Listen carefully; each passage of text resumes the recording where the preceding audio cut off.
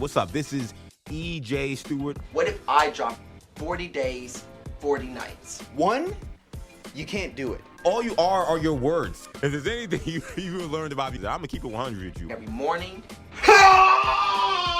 every night, for 40 days. Going to be a long 40 days this year. My skill shot will hold for your city for 40 days, 40 nights. Rest in peace to all my ops. For 40 days. If I can do that, then everything will be okay. You're the guy who can't finish a sandwich. You think you can go 40 days? This isn't normal! Oh, you're wrong, brother. I'm gonna go the distance. Let's go! Let's go is right. What's up? This is EJ Stewart. You are watching 40 Days, 40 Nights. That is right, our 40-day odyssey where your boy, EJ Stewart, does 40 live stream shows, not just during the day, also 40 live shows at night. 2 days essentially is what we've been doing for the past 2 weeks. We are now towards the end of week number 2. If you do the math, which I had to remember famously tried to do during the show, I didn't realize how many weeks this was. There's 5 weeks to do this, right? So 40 divided by 5, that's how you get to 40 days or whatever. So essentially this will be 40 days of me doing this for 5 weeks. We're in week 2. We're almost at the end of week 2. Big show today. Obviously last night we had night 13. It was a truncated show, but it was a phenomenal show. I got to give a massive shout out to my guy, Tommy Beer, who obviously is someone who is well known in Knicks circles, well known in NBA circles, one of the better people on NBA Twitter. And he joined me yesterday for my night show, night 13. It was a special time show. Obviously, we started at 5 p.m. I'll get to why that was in a second, but it was a special start time. I know some folks, if you may have been looking for the live stream sometime after 6 o'clock, and I think I ended a little right after 6, you're probably like, where the hell is EJ? What the hell happened? Oh, wait, it's up there. So apologies for that. Again, I had to shift some things around. But Tommy Beer came on, man, and he brought the house, literally, because not only was that one of my favorite and best conversations I think we've had on the show so far, it also was our most successful when it came to viewership. We had, from a live viewership standpoint, an X 500 views talking live, or watching live rather, on the conversation we had about the Giannis Antetokounmpo sweepstakes that have heated up in a major way. So I want to give a big thank you to my guy Tommy Beer. Make sure you go follow and subscribe to that Substack, Knicks Centric. Of course, we had a great run together working on the Orange and Blue Bloods podcast during the Knicks 2023 season, I believe, for Odyssey and WFAN. We had a blast working together. It was a blast working together again last night, and I'm sure we'll be working together at some point again in the future. So major shout out to Tommy Beer. Also, if you followed me post the end of the 40 Days, 40 Night episode last night, I kept pushing it. I was also pushing it yesterday during the day as well. Then I left here, ran over to Midtown to hang out with my guys, Dexter Henry and Brian Fonseca, and big thank you to those guys. They, of course, host the New York Got Game podcast for New York Post, and they do live watch parties where they sit down, they watch the game, usually, obviously, Knicks game, of course. They do watch the Knicks game, and we're breaking it down live. And they had me on last night. I was a special guest with them. They do a phenomenal show. First of all, shout out to the entire crew. We got to meet the entire crew over there at New York Post Sports, and they are some great dudes and really professional A1 guys. And I already know Dex was A1, just from me getting to work from all of these. I guess it's been about a year now, maybe a little more than a year, working at Fan, working with Infinity Sports Network. Got to work with Brian Fonseca, chat with him for a while for the first time, and it was great working with him as well. Again, I've said before, I'm a big admirer of his work. So we had a blast. The Knicks had a big win. So that was a lot of fun. So I had to give major shout-outs to Tommy Beer. Major shout-outs to, of course, Dexter Henry and Brian Fonseca, who both said that they will make an appearance on 40 Days and 40 Nights. Those are guys I wanted to have on the show, and they said they'll be back. Or without, they will appear. They'll kind of end up doing like a 1-for-1, so to speak. So, and I've been on Dexter's stuff a bunch, but I'm really excited about that. The idea that we'll be able to get Brian Fonseca in here, get Dexter Henry in here from New York Post. They both, again, have done phenomenal work. We had an awesome time. I know most of you probably maybe watched the Knicks game last night already, but if you have not, and you're like, hey, I have it on DVR, I may want to watch it over, go to the New York Post YouTube channel and hit up the New York Got Game videos and the live streams that they have on there. And you can watch the game over with me and Brian and with X. It was a lot of fun. It was a lot of laughs. It was, in many ways, a lot like this show. It was a lot of just talking about the game, but there also was a lot of we're kind of going off the rails about what is the difference between a Mexican churro and a Spanish churro. And we're talking about why I gave a hot take that I think 50 Cent is the Snoop Dogg of the East Coast and the Snoop Dogg of New York City. So we went all different routes. It was a lot of fun though, man. So I want to give, again, a major shout out to those guys. Major shout out to the crew over at New York Post Sports. If you do want to do the watch along, and if you haven't watched the Knick game yet, it's a perfect opportunity to go on YouTube, check it out while you have your DVR already. Or if you're an NBA plea pass and you want to watch the game over, maybe you're not even a Knick fan, but hey, listen, EJ was doing this thing and I have league pass. So let me go check out this Knick game and see what they thought about it as we were watching it live. It was a lot of fun. And they do a great show. And make sure you subscribe to all the work that they're doing. And make sure you follow them on social media as well, because they're A1 guys. And it was really, really a great time last night. But let's get to what we got day 14 going on here, because we got some fun stuff to talk about today.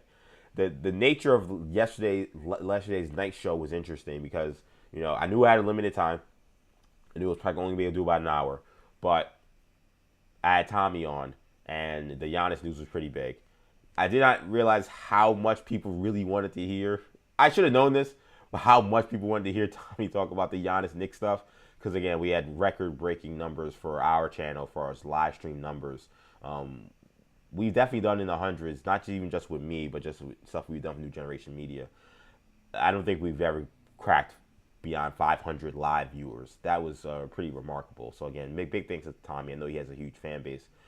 But because of that, the show that we had ready to go that was going to be more than just one topic ended up being a kind of a one-topic show, which it was fine. It was warranted. And there will be days, I'm sure at some point during this 40 days, 40 nights run, there will be a breaking news story that will make it have to be a one-topic show.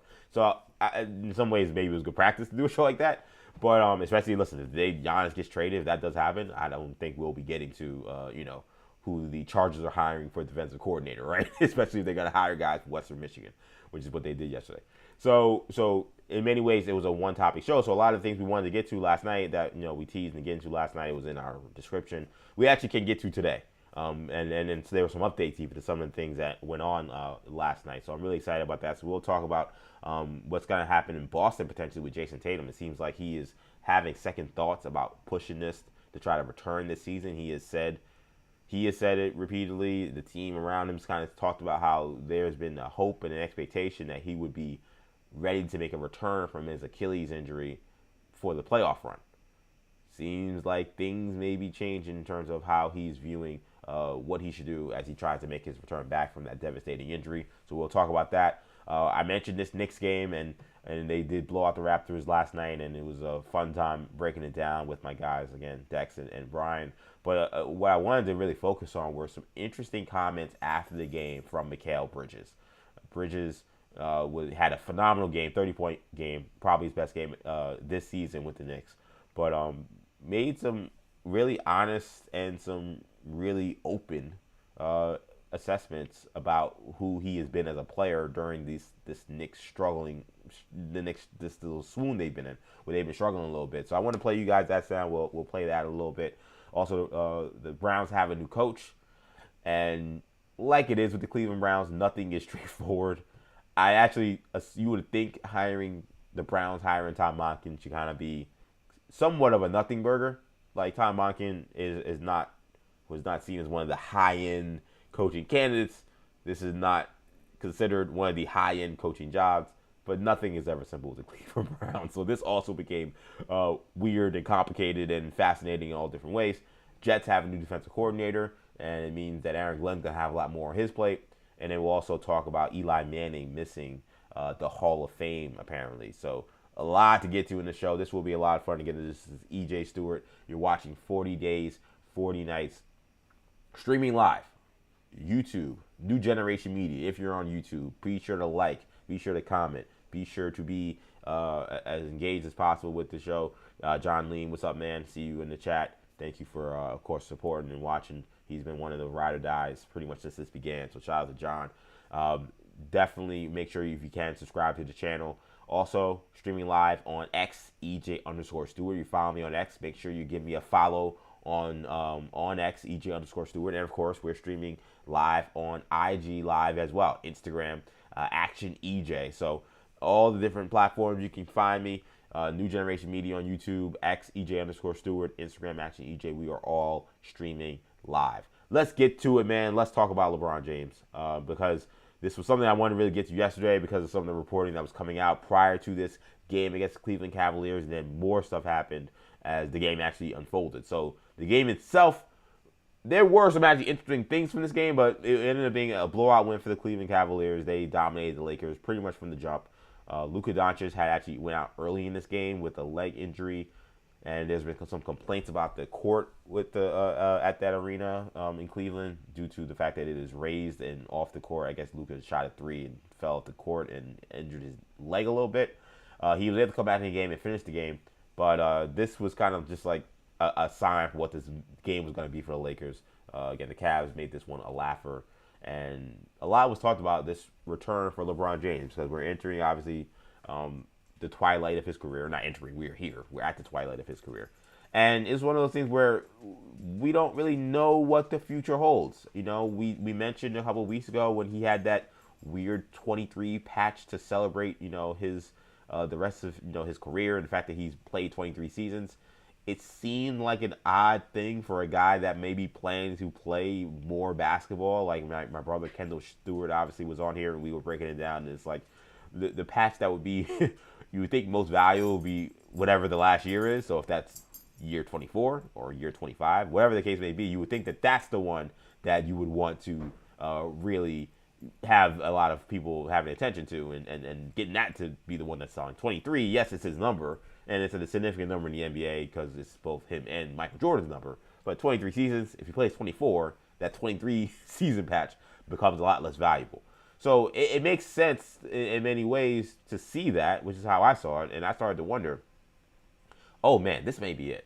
This might be it because it just is a weird thing to do for a guy who's planning to continue to be an active NBA player, even if it is for just one more season. It just seemed odd. So he goes to Cleveland. They get blown out. But the bigger story from this game to me was his reaction to the video tribute that played. So, and actually, I should be able to play this video because I think this was just from a fan video or I don't know where it was. But LeBron James, you know, Cleveland. Apparently, they've given him tons of tribute videos. I think I heard this was the 8th tribute video they've done for him because obviously he's come back a bunch of times now. But he got extremely emotional when they started playing the tribute video. I wanted you guys to see for yourself just his reaction here. So this was LeBron James last night. They're playing against the Cavaliers. And, you know, the tribute video is coming up, and he is trying his best, you can see, to not show emotion. So therefore, he's got this weird face on. But, and then, you know, the cheers come, the clapping. And now he's probably on camera at this point, and it's emotional. And now he's really feeling it. And then there you go. That's where the real emotions came for LeBron James, sitting there, really taking in his career and the reception he got from a fan base that, quite frankly, really turned on him at one point. Remember, he was somebody who was an idol there already, then became arch villain number one for Cleveland and Northeast Ohio because of his decision to go to Miami. And then everything changed, of course, when he was able to come back to Cleveland and win a title. It's really, we kind of underrate just how insane that part of his story is. Like, of all the things that are crazy about his story, and he has a lot of things about him that are crazy, just the fact that he made it out of Akron, living at times in poverty and all the different things. He has a phenomenal, incredible story. But that aspect of his story, we kind of gloss over. We kind of go more into like because of the horse race aspect of how we view basketball, especially legacies. We think of the like LeBron leaving Cleveland thing, not just in terms of how crazy it was that he was able to come back and still be a hero and win a championship. We think of it more as like how does that relate to how he compares to Michael Jordan or any of the all-time greats? Which is fine. Like I'm not like, I know people get tired of the Jordan LeBron debate. I also at times get tired of it. I also think this is sports. And it's okay to have conversations and compare eras. Like these people who like pearl clutch and get afraid and are annoyed by it. I don't quite understand why they get so upset about it and they get so triggered by it. I know it does endlessly sometimes, control the narrative, control the conversations about basketball, but nonetheless, sometimes a lot of times we focus only on that aspect of it. It's like, oh, because he left Cleveland and went to Miami, that's why he's not as good as Jordan. Or, well, because he came back and won a title and Jordan never beat a 73-win team. I mean, think of it from that standpoint. And I'm like, let's think of the human aspect. Like, what about the aspect, as you see Lita snuck her way in here. I gotta get Lita on the stream. Lita's gonna come. That's my dog. And she's gonna come on the stream. I'm gonna pick her up and show you guys so you can see the menace herself at some point in time. Thank you to Andrea, who's able to get her out of here. I guess I didn't close my door, but no, so much of the story is about that and not about like, hey, like, isn't this an incredible human story? Like, not, and I'm saying like in terms of like just like rooting for LeBron. Like, I'm not even thinking about it from that standpoint, though you can. Just like how he can make this decision. People like they had to have extra security in the games that Miami went back to Cleveland to. The vile, nasty things that were being said to this guy, and the atmosphere that they created in that arena when he would arrive as an opponent during those years with the Heat, it was brutal. So for last night to happen, and you kind of think of the culmination of how we got here, it is incredible. It's one of the most incredible stories in the history of sports. It's like Shakespearean. If somebody goes, they become this arch villain for this place, and it's his hometown essentially, or obviously he's from the Northeast Ohio area, and then he's able to come back and win a championship. Then he's able to leave, but now he's still the hero that they always wanted him and hoped for him to be, despite this stretch where he was again the most hated man in Northeast Ohio. It's unreal. It's an unreal story. So I think considering all that, and LeBron considering where he is in his career, it's not a surprise that he would feel that way and react that way, especially if you start to wonder if this is the end. And I really think that there's a lot of evidence to suggest that this is going to be his last season. There was a report yesterday that came out that LeBron apparently is not all into the idea of a farewell tour, which is surprising to me, to be honest, just considering LeBron James. He seems to be a guy that truly enjoys getting his flowers. Totally fine. He's earned it. He's one of the greatest players of all time, arguably the greatest. So I get it. But he really enjoys it. He really enjoys it. And he's in some ways, it's funny, I mentioned how, Bill Belichick, he obviously missed the Hall of Fame. And I told Maggie the other day, Maggie Gray, who was on the show, I said this is probably one of Bill Belichick's worst days of his life, because it doesn't have to be, but I felt like it was for him, because he respects the history and the pageantry of football in a way that I really respect. It's actually, to me, his most redeeming quality. The way he knows history, the way he relates to like this guy, the way he did in 1968, and nobody understands that this is like that's how I view sports. So that's why me and Belichick kind of simplicado, is that's the right term, when it comes to just viewing the history of the game and the pageantry of sports. So, and LeBron is also like that. He does weird things with like trying to change the narrative of history sometimes to make him look better. That part of it's kind of corny. But when he's not talking about himself, when he takes himself out of things and he thinks about like again the history of the game and just the context, the historical context of things that have happened in the NBA, he's very much like that as well. So I think when you think about this, and he knows it could be his last season, the fact that he reacted that way, I think gives me a lot of signs that this is going to be the end. I'm surprised, because he's that way, that he wouldn't want a farewell tour, because he seems to be the kind of guy that, oh yeah, you guys should honor me and understand what I've given to this game, what I've given to my community, what I've given to just America. To be honest, that just seems to be the kind of person he is. But then the reasoning behind it that they revealed was actually ones that made a lot of sense, which is why I didn't think it was BS. Essentially they were saying, well, he's uncomfortable with the idea that he has really real pressure to play in every road game, and he is in year 23, and it's the NBA, it's basketball, anything can happen. He could legitimately just be injured, or legitimately it would not be best for him to go out there in a game. And that could lead to people feeling outraged over the fact that, oh, I bought this ticket that was, gouged up, from a normal ticket that would have been maybe $200 to now I paid $1,500 to see LeBron's last game in Chicago or in Utah, whoever it was, and then he didn't show up and play because he's on load management or because he legitimately has something with his groin or whatever, and people sending that ire to him. And we actually did see that. Remember, I think it was, I don't know if it was last season. I forgot what year it was, but there was a year recently where he kind of started hinting at maybe this might be the end, or oh no, it was this year. It was this year because it was the whole weird commercial that he had about him making some kind of announcement. He was doing the decision, and we thought it would be him announcing his retirement via commercial, which shows you just how little we think of LeBron in terms of just like he will do anything for a dollar.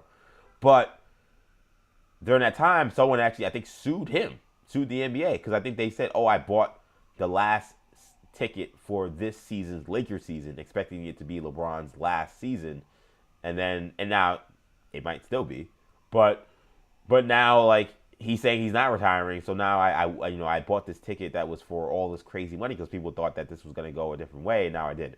So LeBron, apparently he said he doesn't want that kind of pressure where he has to be available and play every night and just, not that I think he's afraid of it, because he's a guy that actually, he's load managing more now, but for a lot of his career, he really didn't load manage all that much. But this is one where he was like, I don't want that pressure, apparently, which makes a lot of sense. I heard that explanation. I was like, I kind of get that, especially considering you got sued this year. And because, he's kind of also, despite being an American icon, he's a lightning rod, and he is polarizing still. And that's just how most people are American figures. I don't think there are many American figures at this point in time that have like even a 75% approval rating. I mean, you could find them, tell me, because I don't know who they would be. It feels like everybody has a legion of haters, and LeBron especially definitely has made his enemies in terms of just people and how they view him. So this was an emotional scene, and you got the report that he may not want a farewell tour, because this has not been what this has been this year. They have not given him a farewell tour. You got the 23 patch. There just seems to be a lot of evidence that this is the end. He's on a 1-year contract. We don't know what his future is. There was a report that we were going to talk about yesterday that apparently the Cavaliers are fully open to bringing him in next year if he wants to play, which I hope happens. I'll be honest. I really do hope happens. I've been mentioning how it just seems like he's been stuck with the Lakers, a place that doesn't want him.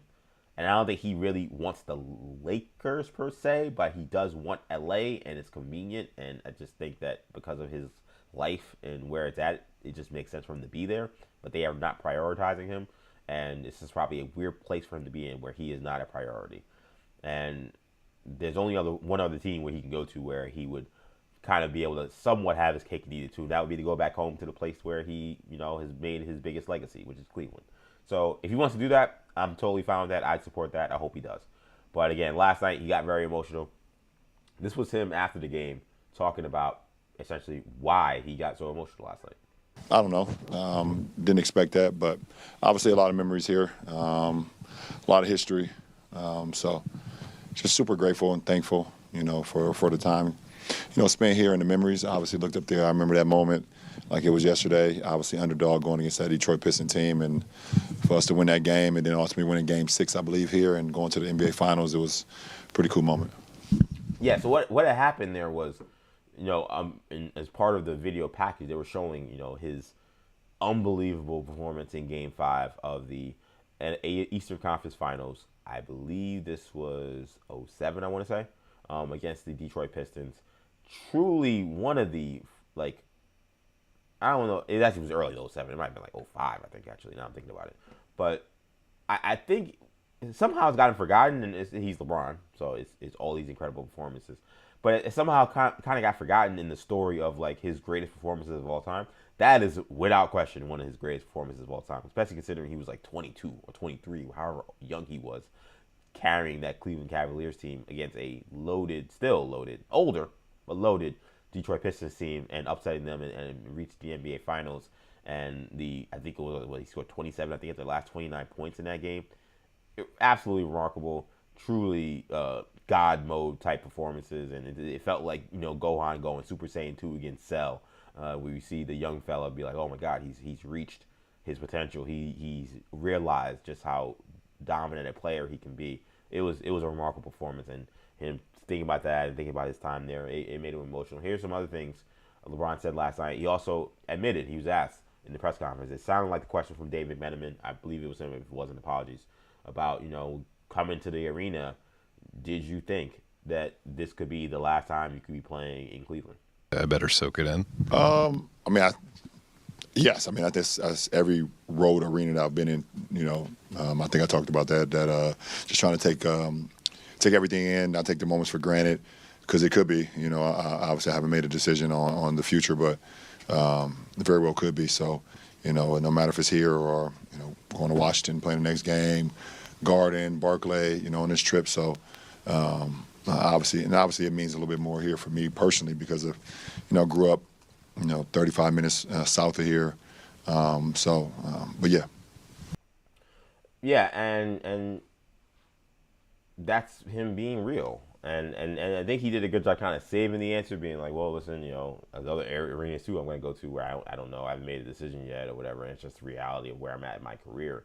But honest answer there, and the reason why I pointed out that was Dave McMenamin is because, and it's no disrespect to Dave, it's actually a credit to Dave. Like, Dave has been one of the folks in the industry and in the sports reporting game that LeBron has really trusted. That's been the word that's been, everybody knows, right? So they give him Clutch Sports, Rich, they give David McMenamin stuff, and he's open with David McMenamin. So obviously it's a press conference, but still, I think maybe if that's a different person, he gives them a very much more colder, much more, I don't know what's going to happen. I didn't think about that answer. I think he wanted to be very honest there, and that was an honest answer from LeBron saying, yeah, I did think that this could be my last game in Cleveland. He said, it could be my last game everywhere, and, I'm old.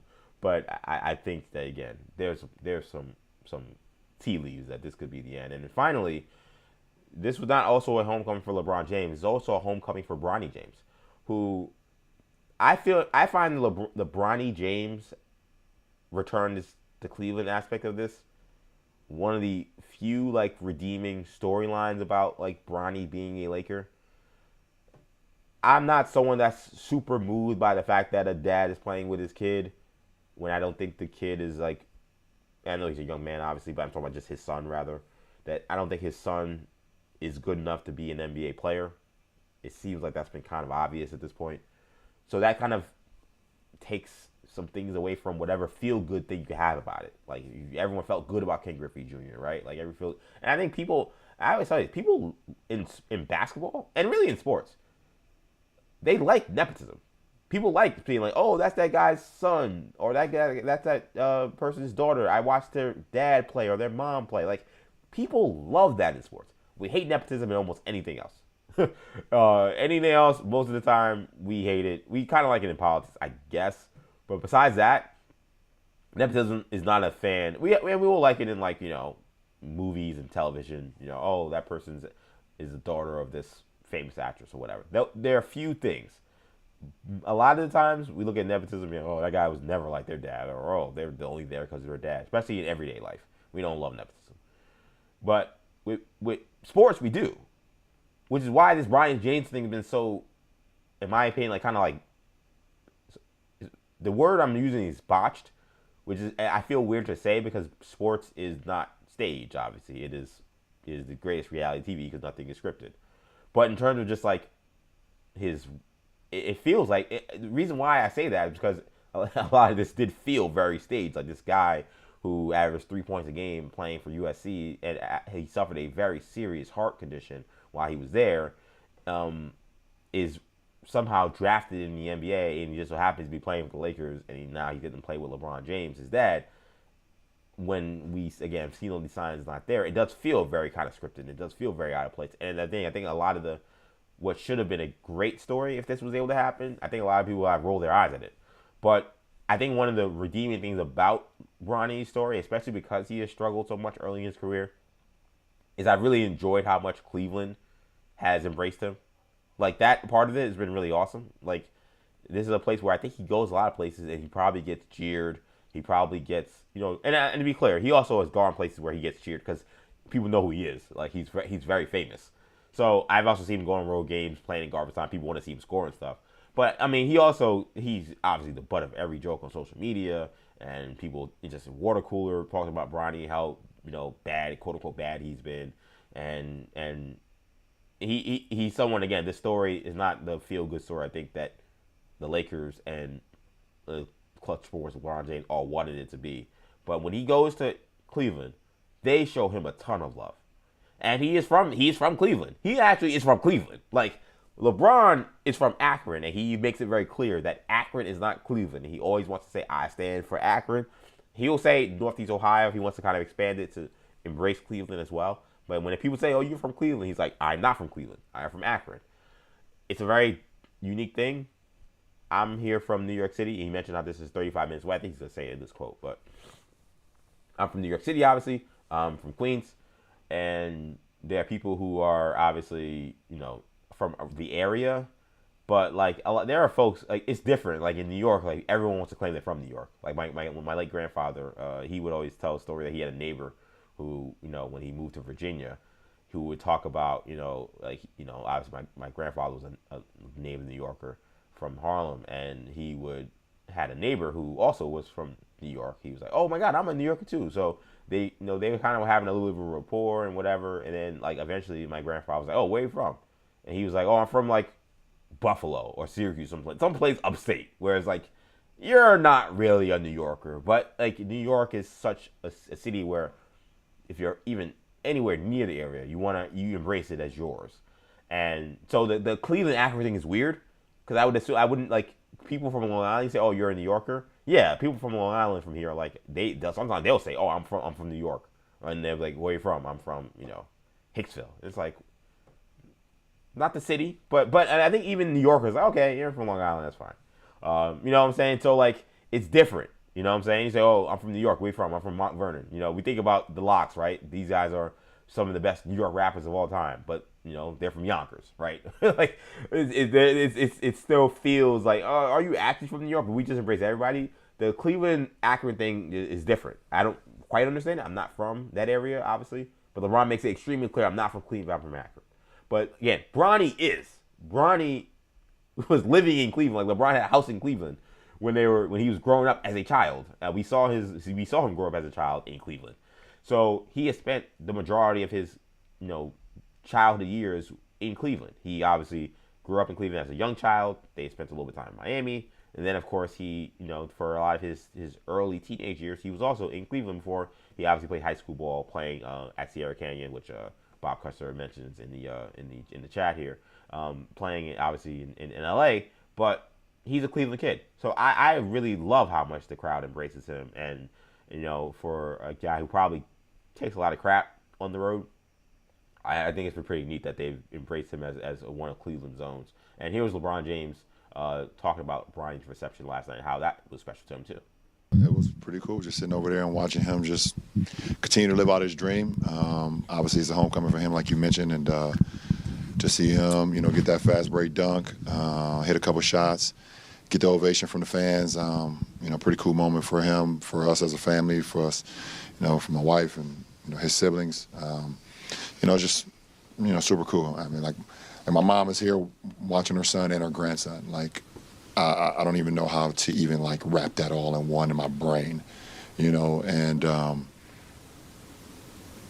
it's so weird and so cool and so surreal, my mom get to watch her son and her grandson play in the NBA at the same time.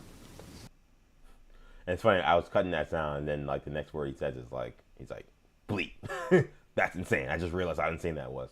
But, like, yeah, it is insane. And his mom was there. His mom was wearing the I think I saw it looked like it was definitely a LeBron jersey. I wasn't sure if it was like a Bronny jersey mix. I couldn't tell. But his mom was there as well. Again, this is the end. I'll stand 10 toes down. This is the end. I think you're seeing the last season for LeBron James. I think he realizes at this point in time he's not going to win a title with the Lakers. which Rich Paul has said. Rich Paul has come out and said, hey, like he's not going to win a title here. Like, you know, they're not a championship contender.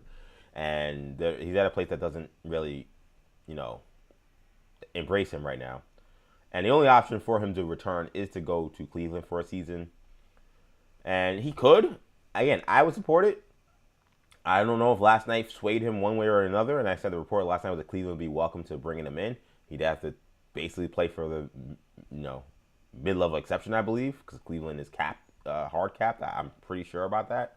So it's not like he's going to come in and get a max, unless maybe they could work out some kind of sign and trade. That would probably be the only way he can get real money. But if you're the Cavs, I would not be giving up something of high value to the Lakers. That would be really dumb, I think.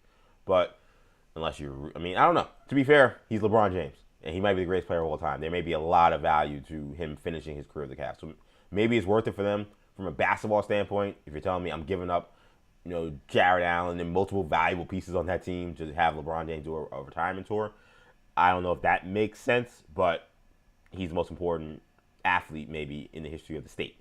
So that again, it's hard for me to wrap my head around. You got Matthew Gray saying when I was talking about the Akron Cleveland thing and the whole New York story. I was telling my grandfather that, you know, he met someone who talked about, you know, my grandfather from Harlem, true New Yorker, and he met somebody who was like, oh, I'm a New Yorker too, and he was really excited about it. And the guy was like, oh yeah, I'm from, you know, like Peekskill or some place like way upstate. Like, that's not New York, man. So anyway, that was kind of funny. And yes, Perloff trying to claim Penn State as a Philly school. I was someone who fought him on that. As someone who I lived some years in Lehigh Valley, about 4 years, I think, 3-4 years. My mom went to Penn State. Now she's a New Yorker, so she's not from Philly, but my mom went to Penn State.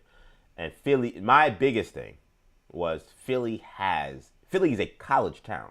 There's a lot of different things about Philadelphia that people like. It's a lot of different aspects of Philadelphia. In my summer I spent there that I learned, but what the aspect that I think people get lost on is that it's a college town. Think how many colleges are in the city, and then I'm not even talking about the outside the city, but like St. Joseph's, Drexel, Temple, Penn.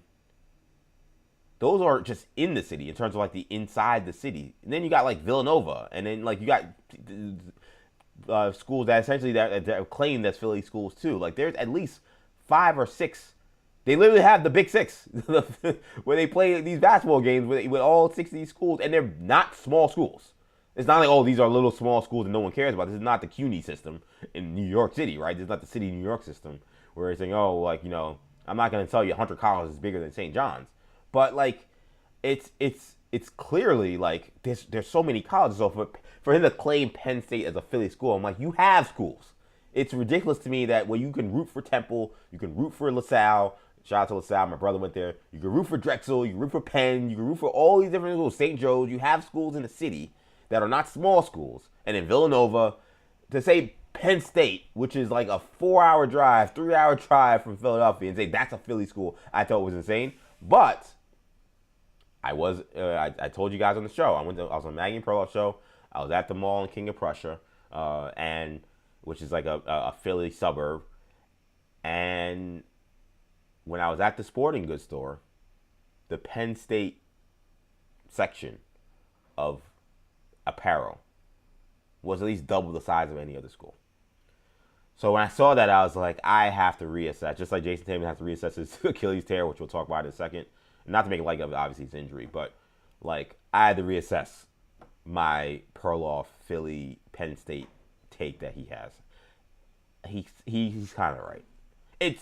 Let me say this though, and I'll say this about Philadelphia. I have a very interesting relationship with Philadelphia as a city. Most New Yorkers hate Philadelphia. I do not hate Philadelphia because again, I lived there and actually appreciate the city. But I feel like because of that, I also can be critical of some of the things about it. This is ridiculous. Like, I think that they're kind of carpetbaggers. Like, Penn State should be a rival school. Like, you should not embrace Penn State because it's so far.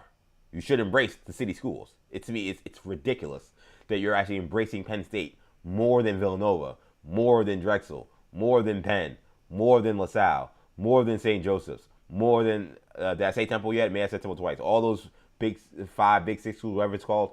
Like, you have enough schools. I know Penn State has 1 million people that go there. It is like one of the biggest student bodies in the country. But you don't have to embrace a school that's 3.5 hours away. They should have a corner, and you can have a corner in the apparel store. It should not take up half the apparel store. I found that ridiculous. That was a little aside. But back on LeBron James, and thank you for that comment, Matthew. It was funny. I did want to. That was a good harken back to the Maggie and Perloff show, the fun conversations we've had. But yeah, I think this is the end for LeBron James, and honestly, it should be. Like in reality, it should be. He is playing at a high level, but you have seen some decline. The ability for him to have played 23 years, never have a serious injury, never have a serious scandal, be a 4-time NBA champion, all the MVPs, all-time leading scorer. He's played for the Lakers. He won a title there. They're moving in a different direction. And at this point in time, the last thing I want to see, and I say this all the time, he has said this. I think this was also in that article about the whole idea of a farewell tour, is he doesn't want to be the kind of guy that just plays until the wheels come off. And it's insane that he has gone this long and the wheels have not come off yet. Nobody's ever done it before. Just every year you give it a go, it becomes a bigger risk that something bad can really happen, or it's just you're just completely washed. Like I remember when the Spurs won a title when they beat the Heat. Remember they beat them the first time. Ray Allen shot and they won Game 7, one of the greatest NBA Final series of all time. There are a lot of blow-offs, but the Game 6 and Game 7 particularly, those games were just like, to call them classics, I almost think do them a disservice. Those were some of the greatest games in NBA history. They lost that series. The next year they play a rematch against the Heat. They win the series. Spurs win. I want to say it was like Tim Duncan, a lot of the conversation was that Tim Duncan, he had a huge missed layup in Game 7 that, not that it would guarantee the Spurs would have won, but like they would have had an opportunity to potentially come back and win that game late had he not missed this layup at the rim. And he kind of didn't play that great during the finals. And the whole mantra for the Spurs was like, we got to get this payback. We got to come back for one more year and win this whole thing. And they did. And they wanted to face the Heat. They got the Heat and they took them out. Beat them in 5 games. It was easy. That should have been Duncan's end of his career. He should have retired there. But what we kept saying about Tim Duncan at that time was like, man, like with the load management and how they're managing his career and just how he's playing and they won a championship, like, why would he retire now? Like, why wouldn't he come back for more seasons? Why wouldn't he come back and play? And I want to make sure I get these years right. Yes, 2015 was the year, I think that was the year they won the title. I'm trying to make sure I get this right. I'm just pulling this up. Of course, now my computer wants to be super slow for some reason. No idea why that is. But I'm pretty sure 2015 was the year they won the championship. And then it was 2016, he came back for one more year. And the guy fell off. To say you guys say he fell off a cliff. He fell off a mountain. Like how good he was in 2015 still. And how productive he was in the NBA Finals. And how good the Spurs were as a team. They come back. I think that might have been the summer they also signed LaMarcus Aldridge, if I'm not mistaken. So they kind of were like playing him and Aldridge together, I think. Again, forgive me if I'm wrong. My computer's being super slow, so I'm not able to see anything right now. But, like, again, what should have been... so obviously he played 2 more years after that, I'm sorry. So yeah, they won in 2014. And they were like, he's playing good, just let him keep playing. And he played the next year, and they lost in the playoffs, but he still was playing at a high level. So they're like, give it one more run. Why not? Like, he's playing great. And that was it. And that last, I don't know if you guys remember Tim Duncan's last year. It was hard to watch. Because, like, the Spurs, as you know, during that time, they were a machine. They're moving the ball. They're playing the kind of defense they play. Like, they play a beautiful brand of basketball. And it became very clear that this guy is, he can't play. He can't go anymore. He can't go. And the year before, he looked fine. Like, 2 years before, he won an NBA championship and was a very good player for a team that won an NBA championship. He was an all-star. The cliff comes for you sometimes at times where you could never expect. Where it's just like, you're playing good, you look good, you're old, but hey, I'm fine, I can get out there, and then just, it's gone. Your skills are gone. I always joke. I was joking about it recently with my fiance. I was just going these random rants about Knicks basketball. I remember Jason Kidd's last year of his career, which was with the New York Knicks. And he came to the Knicks. He was a awesome pickup for the Knicks for most of the regular season. He was kind of playing. He was playing shooting guard because he was older. He couldn't really play. He couldn't have the responsibility of playing point guard full time. But he's playing shooting guard next to Raymond Felton, and Jason Kidd. The amount of winning plays, smart passes, crafty defensive plays, leadership. Like, he was doing all the things you wanted out of an OG vet. He was hitting his threes. He was playing great basketball. He was so instrumental to that Knicks team that a lot of Knicks fans had hoped that maybe they could get to the NBA Finals. They looked like maybe the team that had the best chance of giving the Heat a run at the NBA championship in the Eastern Conference. Melo was playing at an MVP level. They actually had Amari Stoudemire playing relatively healthy for a good part of the season. I think he got hurt for the playoff run now. But they were a wagon. I think they almost won 60 games that year. And it was like around the 3 or 4 weeks before the playoffs started. Jason Kidd shot disappeared. I'm not joking. It's not an exaggeration. I think he made like one 3-pointer for the last month and a half of his career. Like, regular season and then the rest of the postseason. I think he made maybe 1 or 2 threes. He shot like 5%. I don't know if he threw his back out. I don't know if he was playing with some debilitating elbow. I don't know what happened to him. But for a guy that was making shots all career, I know Jason Kidd's shooting hasn't always been his thing, right? He's a passer. But towards the end of his career, he became a pretty reliable, spot up shooter, when he's given time and when he's open. And he was shooting the ball really well for the Knicks. His shot disappeared, and all of a sudden, all the things he was doing, those winning plays, those crafty defensive plays, the smart passes and stuff, they all just left him. They left him just randomly in late March. Just randomly, he became unplayable. Father Time is undefeated. You just don't know when it's gonna come and come for you. It looked like Jason Kidd was playing so well. It was like, man, maybe we should sign him to another 1-year deal. If maybe we come up just short of a championship, maybe we should just keep him around for a year. See if you can convince him not to retire. And it became so clear, like, oh my God, this guy, he has to retire. Like, he I don't know what happened to him, but it's over. Whether it's Jason Kidd, whether it's Tim Duncan, the cliff comes for everybody. They're just human. So for LeBron, I have to say, he should retire. I love that I can watch LeBron James still on a random night in the NBA, and he may still drop 30. He still may drop 35. He may still have 25, 8, and 8. Like, I love that aspect. I love that I can still see one of the GOATs in the history of the game play at that high level. I don't want to see him, as people are mentioning, the great examples, and this example that my friend Rob Parker mentions all the time. I don't want to see him being Willie Mays stumbling out in center field at Shea Stadium, or stumbling out in right field in Shea Stadium. I don't want to see that. Nobody wants it. And I don't know why people say they want to see that. Like, there are people who say, oh no, like, I'm one of the people that keep saying Tiger Woods should retire. And the last thing I want to do is see Tiger Woods coming, having to leave tournaments midway through because his knee pain is just so damn bad, or his back is aching so bad, or he's missing the cut, or he's 12 over through 2 rounds. Like, who the hell wants to see that? I don't understand it. And this is one of the things where this is like an EJ, not to steal from Pro Golf Against the Grain thing. Like, some people are, oh no, I want to see Tiger go out there and play. I'm like, I don't want to see that. People get excited about, oh, Tiger Woods is going to play this weekend. I'm like, I'm not. Now I feel like this is going to be another kind of embarrassing thing where, like, I remember watching Tiger Woods when this guy looked like a cyborg. He was legitimately one of the most electrifying athletes in sports. He's playing one of the most boring professional sports.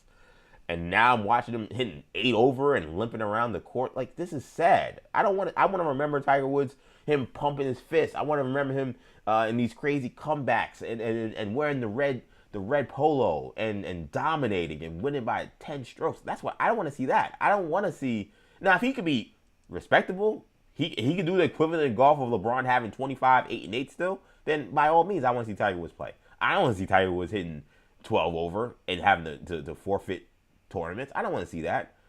And I don't want that to happen to LeBron. And you can say, well, you look so great now. What's the harm in one more year? I'm telling you, you just never know. One more year could be the year you push it too much. I always mention people, and we talk about a lot about Brett Favre and his career and how it ended. And, because we talked about a lot of Maggie and Perloff talking about just Aaron Rodgers and what would happen with him. And, Perloff mentions, Brett Favre retired, but then he came back, and okay, the first year with the Jets wasn't so good, but then he went to the Vikings, he was great. And I'm like, do you remember how that ended? Nobody does. Because time goes by, and you're like, I don't know, how did it end? I'm like, he got knocked out on a frozen field in Chicago, or actually it was in Minnesota, because they were playing outdoors for like a couple seasons because they were building a new stadium. He got knocked out on a freezing cold, literally like icy field that was in what had to be like almost a -degree day game for the Minnesota Vikings. Knocked out cold. His last year with the Vikings was a disaster. We keep thinking, his career ended on that pick against New Orleans, right? No, he played a whole other season. Well, not a whole because he got knocked out, but he played another season where we thought, he played great last year. He's just gonna be good this year, right? Nope. He was terrible the next year because Father Time catches up to anybody, and he got knocked out on an ice-cold field. And that's not how I want to see Brett Favre go out. And I don't even like Brett Favre. But I don't want to see any great go out like that. So I say that to LeBron James. To me, he's like, this is a natural end to the career. He can go out. He's still playing at a high level. The Lakers will be in the playoffs. They'll be a factor. Are they going to win a title? That would shock me. Legitimately shock me. But they do have Luka Doncic. They do have Austin Reeves. They do have him, and he is still a valuable piece. They could absolutely make noise in the postseason. They could win a round, maybe even win 2, depending on the matchup. Have a fun playoff run, and then bid your adieu. I don't. The last thing I want to do is, if he's going to come back, it better not be the Lakers. I do not want to see them trying to balance the Luka Doncic situation with him and trying to continue to build the team, but also the LeBron James retirement tour. When again, it's very clear they don't want to prioritize him. So I'm like, if he's gonna go back, if he's gonna come back, it better be Cleveland. That's the only place I would accept. But if it's not gonna be Cleveland, then just retire, man. You had a great run, and I'm not saying this like disrespectful. He has truly been a one of the all-time greats. He's been a great ambassador for the sport. We can agree on some things he has said and things that he has done, and he can at times be corny, but he has been a great ambassador. He's never been brought like shame or like super scandal to the NBA, and for a guy who had all this promise as literally the chosen one, he has lived up to that. So there's no better way for him to go out than to still be playing at a super high level and to go out kind of on his own terms. Not like I'm just going to ride this thing till the wheels fall off. We got some comments here in the comment section. I didn't expect to go 50 minutes, 40 minutes on just LeBron James here, but the more I kind of got into this, man, this is potentially monumental. Bob Custer in the chat saying, yes, of course, Tiger can go on to the senior tour where he can probably dominate. Remember when they tried that senior baseball league? I don't know, that seemed like it was in the late 90s. That's something I vaguely feel like I heard about, but I'm not 100% sure. My dad tells the stories of during NBA All-Star Weekend. I did not know this. I looked it up, and it's 100% true. They used to do an old-timers game. And it was not like, we're doing a little like you see like in the NBA, they do like these skills, that are All-Star Saturday night. They do like these skills competition. They do like a shooting stars where it's like NBA player, a WNBA player, and sometimes it's been like a legend. I think now they've adjusted it to be like a G League guy or something like that. They used to, but before it'd be, you have like Magic Johnson with the LA teams. It'd be like Lisa Leslie, Derek Fisher, and Magic Johnson shooting from different spots in the court or whatever. That was the most you would see. They one year they did a 3-on-3 tournament.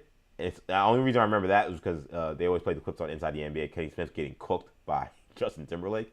But back in the day, they used to do an old timers game where they would have guys not playing 3-on-3, not doing a shooting stars competition, playing like a full 5-on-5 game.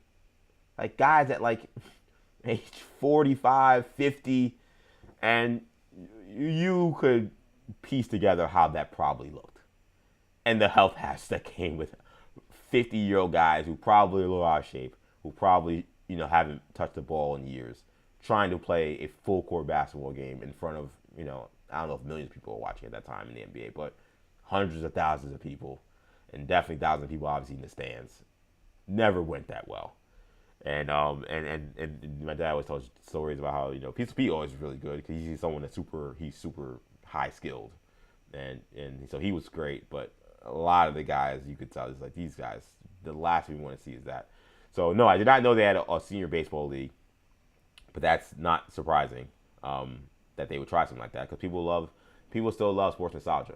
So that's not something that's a thing.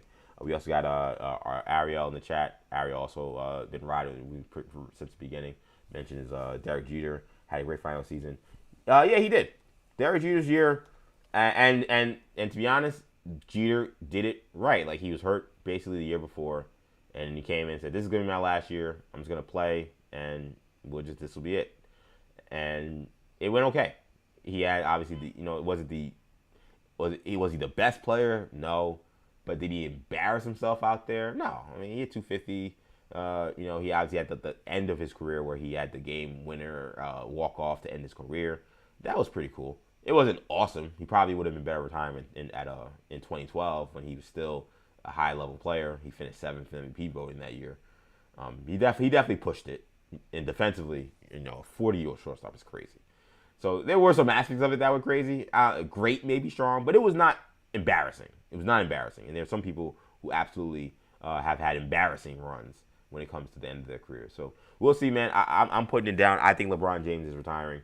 I'm calling it. I've seen enough. The 23 patch. He's crying in Cleveland. The overall kind of weird maneuvering of Rich Paul in what feels like he's trying to find whatever his next thing is going to be for his career. If it's going to be a commentator, general manager, or something.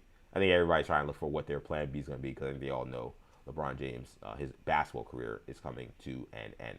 Let's shift gears here. I want to talk about Jayson Tatum, who this was kind of a little bit of a surprising report because I feel like we've all kind of been on the same page about what Jayson Tatum's approach to the season was, whether we agreed with it or not. Pretty much since Tatum got injured, the plan and the hope from him, we've assumed the team's been on board with it, but you never really know. The team could just be trying not to piss off their superstar player. But definitely from him was that he was trying to return this season that the Celtics have a good season, which so far they are. They have been one of the best stories in the NBA. That he would try to return, late in the season and for the playoff push. And with the Celtics playing so well, you have fans, Celtic fans, and maybe NBA fans, kind of maybe being bullish and like, man, if Tatum can come back and be pretty good, the Celtics are absolutely a threat to come out of the East because of how well they played without him. And he's been doing these public workouts where he's, allowing cameras to be, in this arena or in the practice facility to watch him work out. I will say this about those videos, and I've seen some of the clips. I think they've been a little overblown in terms of how good he has looked. I'm like, he seems to be doing like certain straight line kind of moves that like it's great that he can dunk and do some of these things. But I'm like, I want to see like him practicing against somebody guarding him one-on-one. I want to see like unpredictable, explosive movements. Like how do you recover from those kind of things? When you know exactly the movement you kind of do, I feel like you can kind of like protect yourself in a way that's allowing him to do these workouts and look okay. I haven't been quite as impressed with him as other people, but he's definitely been putting them out there. And by the way, I don't mean that to like in any way like shame like his recovery. His recovery's been, it looks like awesome. And shout out to him and I wish him all the best. I have had a serious injury, so I know how much that struggle is. I'm just saying in terms of like what that means for his ability to play basketball. He's going to come back strong, it seems like, and be a very good player and be a star again because of just how much he's taken it so seriously and how he's done so well. But the clips obviously like, oh look, Tatum's doing this, and I'm like, he looks good there. I hope he takes it easy. I don't want him to push it, and I don't want him to have a false sense of security in these like very like tailored movements and tailored workouts they have for him. That he's like, oh, now I can go out there and guard, I don't know, Pascal Siakam, or I can go guard, Paolo Banchero tomorrow. Like it's a long road, man, and I wish him all the best in that recovery.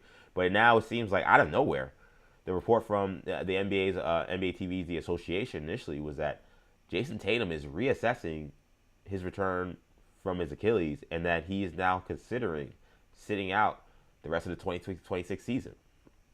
He then, Ramon Shelburne got a hold of him, and he then spoke to Ramon Shelburne, and he essentially said that there's been no decision made on what he's going to do.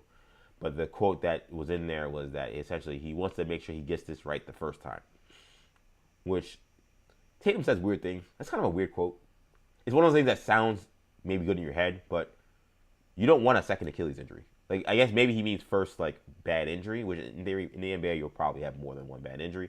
But, like, the fact that he said, I want to get this right the first time, it's like, you don't want a second time, man. But it sounds good on paper. It sounds like something someone would say, and that's kind of been the Tatum trope that he sometimes is, like, a parody of himself or a parody of, like, a sports athlete. But on the serious aspect of this was always what should have been the approach. Tatum tore his Achilles, not like the beginning of the first round, and not the last game of the season. Deep into the playoffs. You're talking about Game 5 or Game 4 of the Eastern Conference semifinals. You're talking about mid-May for an injury that is a legitimate 10 to 12 month injury if you want to come back and play. But everyone that's had Achilles always says it really isn't until the second year, where as long as you do everything right, you start to feel closer to yourself than you did before you got hurt. You can come back after a year and you'll be fine. You can play and but it takes a year of timing, a year of being comfortable in that leg. It takes a year to really kind of understand what your new normal is. And we've seen so many athletes in that first year with the Achilles just not figure it out. It looked not that great. There's some guys that come out and they've been amazing, but there are a lot of guys that's like, they always say the second year, man, I felt really good and I felt back to myself. For the Celtics and where they are as a team, he's still a young star. Jaylen Brown, it seems like, has elevated his game to a level that I think he always thought he could play too. But I think now maybe the whole NBA world is realizing, okay, this guy is maybe a legit top 10 player in the league. And even after the title run, I'm not sure everyone would have said that. He is playing phenomenal ball right now. You got your window to win a championship is going to be really infinite as long as you two guys are together. Like that, you got two top 10 NBA players. They're wings. They're dynamic scorers, and they play both ways. Do the Celtics have some other concerns? Yeah, they got to figure out, I think, the rest of their backcourt.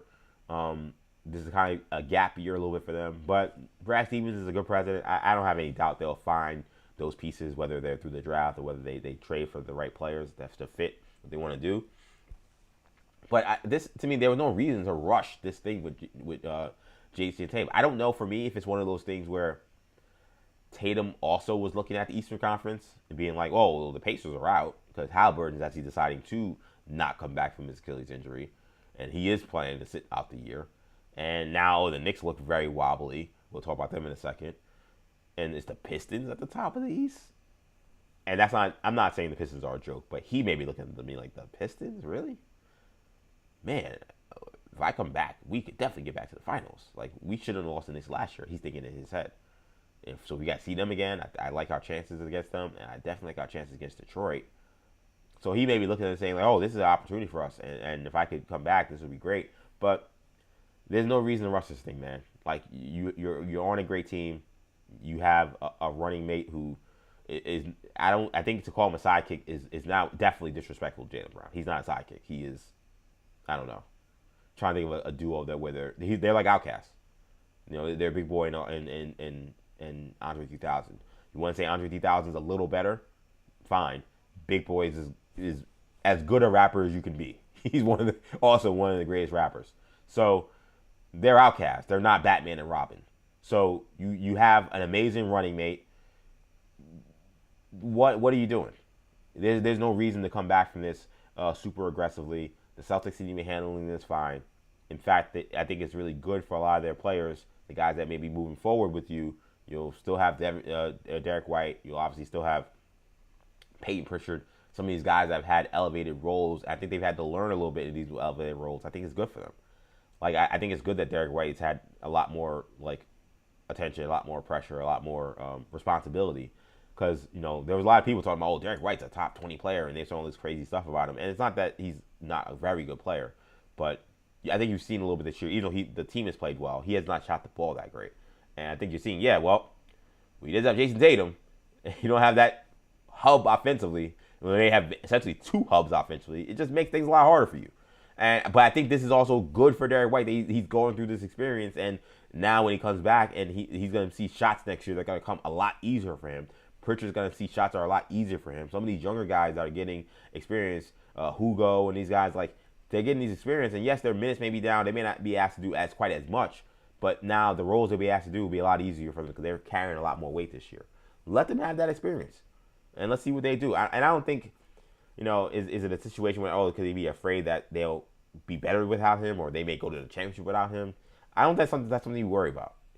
Boston loves him. Like, the city loves him. The fans love him. Like, he is Teflon when it comes to Boston sports athletes. There's never, I can never imagine a narrative that gets created where, the Celtics may be better without Tatum. I could never imagine that. He's also, like, very likable. He's just too nice a guy. NBA Twitter likes to make fun of him, but that's really the only place that people quote-unquote dislike Jayson Tatum. Everyone else likes Tatum. So, I think, he's going through a lot. Like, I think it was a traumatic thing he went through, and I think that, the trauma response, I think, was like, well, let me just get out there as quickly as possible. And maybe this is, cooler heads kind of coming back and kind of looking at this being like, why am I rushing this thing again? Like, what is like the purpose of me having to play in these playoffs, especially when you already won a championship? If you're a team that you guys have been knocking on the door and you haven't been able to get it done, and you're still waiting to see if the Celtics can finally win another championship, and then you're pushing this, that at least would be more understandable. You say, okay, well, this is a team that hasn't cracked through, so he's pushing it because he feels like there's an opportunity here, and if he can help them and they win a title, even if it means he comes back early, then he's going to sacrifice that. You already have your ring. You already have your ring. You're already certified when it comes to, when we think of superstars, nobody's saying, well, Tatum got a ring, so we got to hold off on how good he is. Nobody can say that now. So, again, what are you doing? What are you rushing for? And maybe he had a kind of an epiphany, be like, wait a minute, why am I doing this? Why am I rushing back to win a title? I've already done that. To push this Eastern Conference, this Eastern Conference is going to be there next year. Maybe Giannis is going to be on a different team. Maybe that changes the dynamic a little bit, and the Pacers will be back. But as long as me and Brown are here, and this coaching staff and this front office, like, we're going to be a championship team, caliber team every year. And next year, when I come back from this Achilles, I will be strong. I will be myself. I will be back to being the Jayson Tatum when deep down he probably knows. He comes back out there after a year because he knows how he feels. He may be able to put these workouts together, but he knows how he feels. Again, anybody who's gone through a serious rehab for an injury, you start to feel, I feel good, but deep down, I'm not all the way there. He knows how he feels. And I think he's probably thinking about the work he's put in, how hard he's been pushing it, and how, it seems to be going really well in terms of just his ability to get back out there and work out and stuff. But he knows, like, am I really going to play NBA playoff basketball? Which is the last part of about this I want to say. And we're not talking about, let's come back in mid-December. Let's come back in, January. Like, Brian Fonseca, said it, when I was on the live stream with New York Post Sports yesterday. NBA playoff basketball compared to regular season basketball is almost like a different sport. It is, hockey, I think, is the only one that I think kind of compares in terms of, like, how different and intense it gets compared to, like, regular season. Like, football, all sports playoffs, it's ratcheted up. Everything's ratcheted up. Compete levels ratcheted up. Coaching's ratcheted up. Everything's ratcheted up. But the stark contrast, I think, between playoffs and regular season, I would say only hockey's the only one where I compare where it's like it is different. And hockey's intense in the regular season, but playoff hockey is a whole nother level. But basketball, when we know what the regular season has become, and a lot of teams are not taking it quite as seriously, the playoffs have not lost a step in terms of how serious people take it. It is still do or die, very physical. It's not guys getting clotheslined and fights happening, but it is high level, high intensity basketball. He knows this better than anybody because he has been to a finals, he's won a championship, and he's been basically in deep playoff runs his entire career. I don't think he's ever been eliminated in the first round of playoffs since he's been in. So he knows the intensity of playoff basketball better than anybody. You really think you're going to just plop into the middle of a playoff run coming from the Achilles, and that's the smartest, safest way to go about this? Again, it's common sense. I think he knows that this is not a good idea. It's not a good idea, and we really need to consider this thing. So that got out that he was considering, sitting out. I think he really is. Maybe he wanted to kind of clean up a little bit with Ramona Shelburne.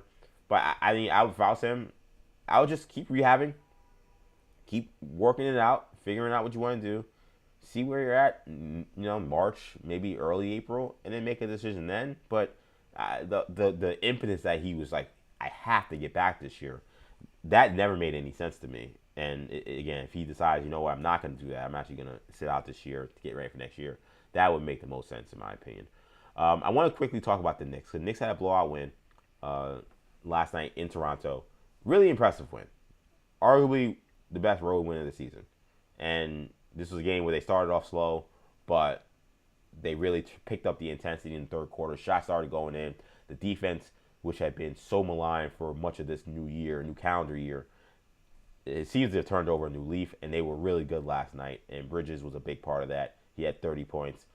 But the aspect about this that was really fascinating that I want to play for you guys is he was asked in the postgame by Walt Clyde Frazier about, he's had some, even in this win streak, he hasn't shot the ball that great.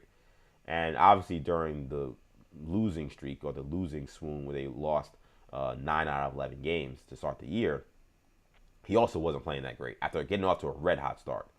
So this was Bridges basically just asked about the last few games in terms of, hey, how did you make the adjustment and how are you feeling about how you're playing right now? Great game tonight, man. Thanks, man. When you went home 3 for 16, 1 of 9, what impact has that had on you? A lot. I think a lot of it comes from just not just shooting the ball. I think I just wasn't playing how I was supposed to be playing. I think I wasn't coachable enough. I don't know what it was. Maybe I felt too much entitlement, but just had to kind of talk to myself a little bit about it and just be coachable, be the best team I can be, and then, let basketball speak for itself. That's a stunning statement for an athlete who had a great game. Now, Brian made a good point. It's like, if he didn't have a 30-burger where he was red hot in the second half and hit 4 threes, would he be coming up saying, yeah, I'm playing great now because I wasn't coachable? He wouldn't, to be fair. But that's also not the thing you typically volunteer after you had a great game. You're keeping it positive. You're like, yeah, I'm great. I'm the best thing since sliced bread or whatever. Or, whatever. Like, it's kind of odd to take it. He's not taking it negative, but, like, you kind of go back to, like, negative aspects of the season when you're asked about, what should be a triumphant moment. Like, you had this bad game and you came back and responded. By the way, I love Clyde Frazier. What a national treasure. He is so messy. You were 3 for 16 last night. What happened? I'm like, that's the question.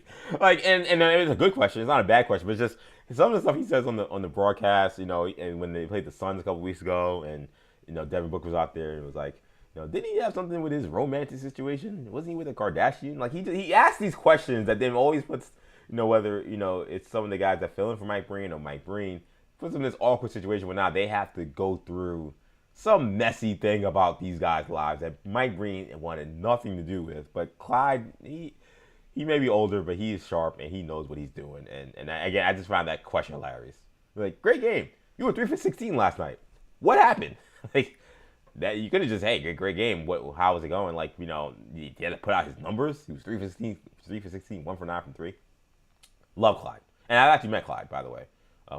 Truly one of the greatest sports adjacent or sports connected moments of my entire life was meeting Clyde Frazier. He was super nice, super generous, said some kind words to me about what was the beginning of my journey in my sports broadcasting, sports media career, and he just seems like a gem of a dude from what I've seen just meeting him for just a short time, getting to chat with him a little bit. But that question's funny. But on Bridges, real quick, not something that he absolutely had to open up to at all, and really fascinating because we've talked about what this team has done and the struggles, and a lot of the ire has been everywhere. Everyone's got it, really. Maybe with the exception of Brunson, but I think Brunson even also takes some of the heat in terms of when the team was really struggling. And the coaches certainly got it. Mike Brown certainly got a lot of ire. But the Knicks had that, team-only meeting after they got 100% embarrassed on Martin Luther King Day against the Dallas Mavericks, who were shorthanded, and they were down by up to 30 points at home. And Jalen Brunson called that team meeting, and the message in that team meeting was, we cannot look to the coaches to figure this thing out. We're going to have to look in the mirror and look within to start to turn this thing around. We're going to turn this thing around. And I listened to these Mikal Bridges quotes, and I harken back to the leadership of Jalen Brunson. I think that message is getting through to these guys. And that game last night felt like a bunch of guys that were doing whatever it took to win that game.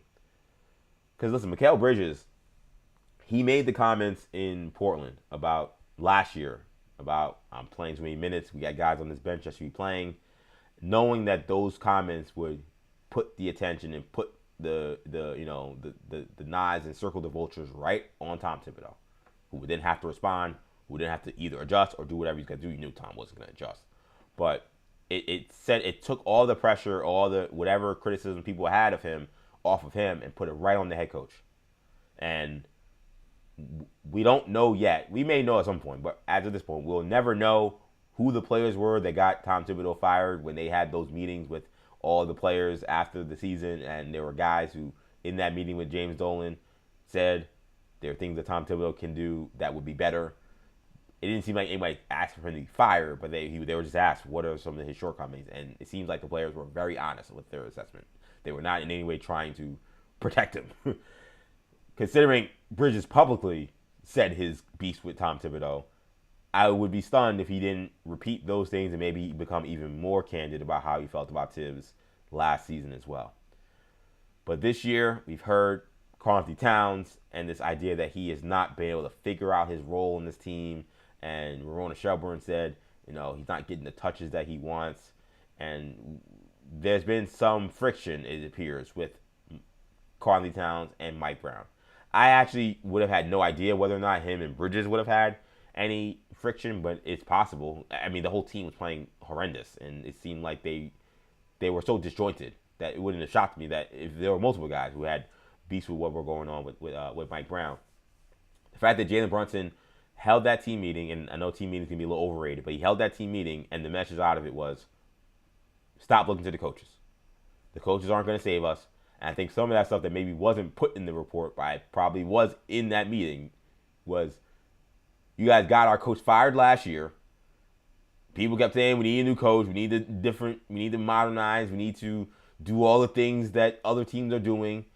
And Tom Thibodeau is part of the reason that he's getting in our way with some of the way he's coaching this team. Well, they changed the coach. They changed the philosophy. You got a more collaborative guy here now. The last thing I'm going to do is sit here and watch you guys be and moan and put this on another coach. We have too much talent in this room to look at this and say this is a coaching issue. This is an effort issue. This is a player issue. This is you got to look into the mirror issue. And it seems like that message got across loud and clear. Because the fact that you have Mikal Bridges, who of course is very close to Jalen Brunson, coming out in his public statement about why he was able to play well and talking about his recent struggles, he goes to, I wasn't being coachable. Where is that coming from? And Bridges, to be clear, and I want to give Bridges a lot of respect and a lot of credit for being this open and candid and vulnerable in this regard. Because it opens himself up to stuff, too. It opens people to potentially say, oh, you're not coachable, let's get him out of here. Like, a lot of guys don't admit their shortcomings when it comes to things like that. Bridges has always kind of been this way as a Knick. People actually don't, Knick fans don't because we're obsessive.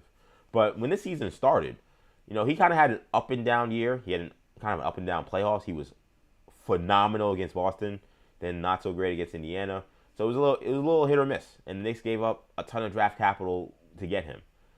And so he's someone who is constantly one of the guys that kind of becomes whipping boys and one of the guys that gets scapegoated for some of the issues this team has.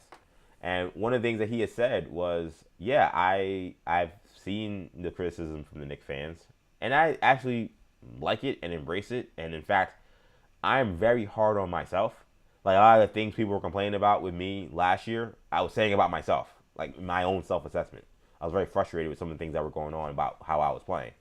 So he has these very self-aware moments. He seems to be a very self-aware guy, even if he has at times, pointed to what he felt as shortcomings from his coaching staff. But that aspect, again, is not all that surprising that he would come out and say, hey, listen, yeah, I'm not getting it done. There's aspects of this that I can improve upon, and I need to be better. It's just fascinating that he would say that, considering it coming out of that team meeting where there was a talk about accountability, and there was a talk about particularly that the coaches weren't going to save them with this, that they couldn't look to the coaches as the issue or look to the coaches as like, well, they're the reasons why we're not going to get this done. Like they can get it done. They had everything they need to get it done. They need to look from within. Very telling comments from Mikal Bridges after the Knicks blowout win last night. Let's get to some football here before we get out of here. Ravens OC Todd Monken, he gets hired as the new head coach of the Cleveland Browns. Todd Monken had spent some time in Cleveland as an assistant previously. He's bounced around. He's a football lifer. He has bounced around college. He's bounced around the pros. He was a highly regarded offensive coordinator for the Baltimore Ravens in his first 2 years there. This past season, a little bit of a setback. Obviously, Lamar Jackson got injured. But Monken, respected offensive coordinator, a little bit on the older side. I'm not sure he really was someone that was being looked at truly as someone that was a high-end head coaching candidate. Definitely a guy people wanted for an OC, but not head coaching candidate. But he gets this job. And on the Browns front, and we'll get to some other kind of breadcrumbs that come out of this. On the Browns front, you would think that you hire Todd Monken. It's kind of like it's not a no-name hire, but it's kind of like, all right, Todd Monken is probably the only kind of job he could have got. Cleveland Browns don't have many hopes for that next year. We'll see how it goes. Hopefully it goes well for him if you're a Browns fan, but you kind of think, ho-hum, that's kind of it, right? It's just never the case with the Cleveland Browns. There is no hope. There's no such thing as ho-hum when it comes to the Cleveland Brown organization. So he gets hired. Leading up to his hire, there had been all these conversations and reports. Not all these, but there were some reports that it was very close between him and Jim Schwartz, who is their current defensive coordinator, who has done a very good job as a defensive coordinator. All the issues the Browns have had with their offense and all other things, the defense has remained rock solid. Watching them last season, you watched them and said, this is definitely a playoff defense. With a really good offense, this is arguably Super Bowl good defense, especially with given Myles Garrett and the record-breaking year that he had. And they also just have a lot of good players. Carson Swerringer, the rookie from UCLA, was a hit. Mason Graham was a really good trade that they made with the Jaguars. Obviously, we'll see what Travis Hunter is, but Graham has been exactly what they asked for in terms of being a tough guy in the middle. Denzel Ward's a stud at corner. They got a lot of good defensive players. They got a good defensive team, and Jim Schwartz has done a good job. So there was a thought process that he was definitely in the mix, and he seemed to be one of the leading candidates. And then there was reports being like, well, they're having trouble with coming into a decision because they kind of want to keep Jim Schwartz around, and they're trying to see if maybe, hey, listen, these offensive coordinator guys that we're talking to, Nate Shieldhouse is another guy who's a candidate. Like, if we hire you, can you keep Jim Schwartz around? We want to keep him around as a head coach, which means as a defensive coordinator. And that apparently wasn't all that appealing to a lot of those folks. And I could get it. I know some people say, why wouldn't you want to keep him around? He's been successful. If you're a new head coach and you're coaching the Cleveland Browns, where it's like coaching the Cleveland Browns is like a year-to-year job. You may say, oh, I have a 5-year contract or a 4-year contract, whatever. But things can go so bad, things can go so haywire so fast that that's almost a year-to-year job. And do I want someone who is this close to getting a head coaching job, who's been a head coach, who has people have mentioned, like, he was not awful with the Detroit Lions. Was he good? No, but it was only his first coaching job, and he was respectable. It was not like he was like so terrible. Like, that's not the craziest thing in the world to say, like, I'm going to keep this guy around, and I'm coaching the Browns, and they already have a good defense. They're expecting me to fix this offense. If things don't go well, guess who's getting all the blame? Me. And guess who is a replacement who's right here, who can easily take over, who a lot of people wanted to stay anyway? This guy. Thanks. You've done a good job establishing a great defense. I will find my own guy. That's reasonable for a coach to want, even if, yes, in theory, you could be taking a step back by not embracing what has already been established. Get that. But also, there's self-preservation when it comes to this profession.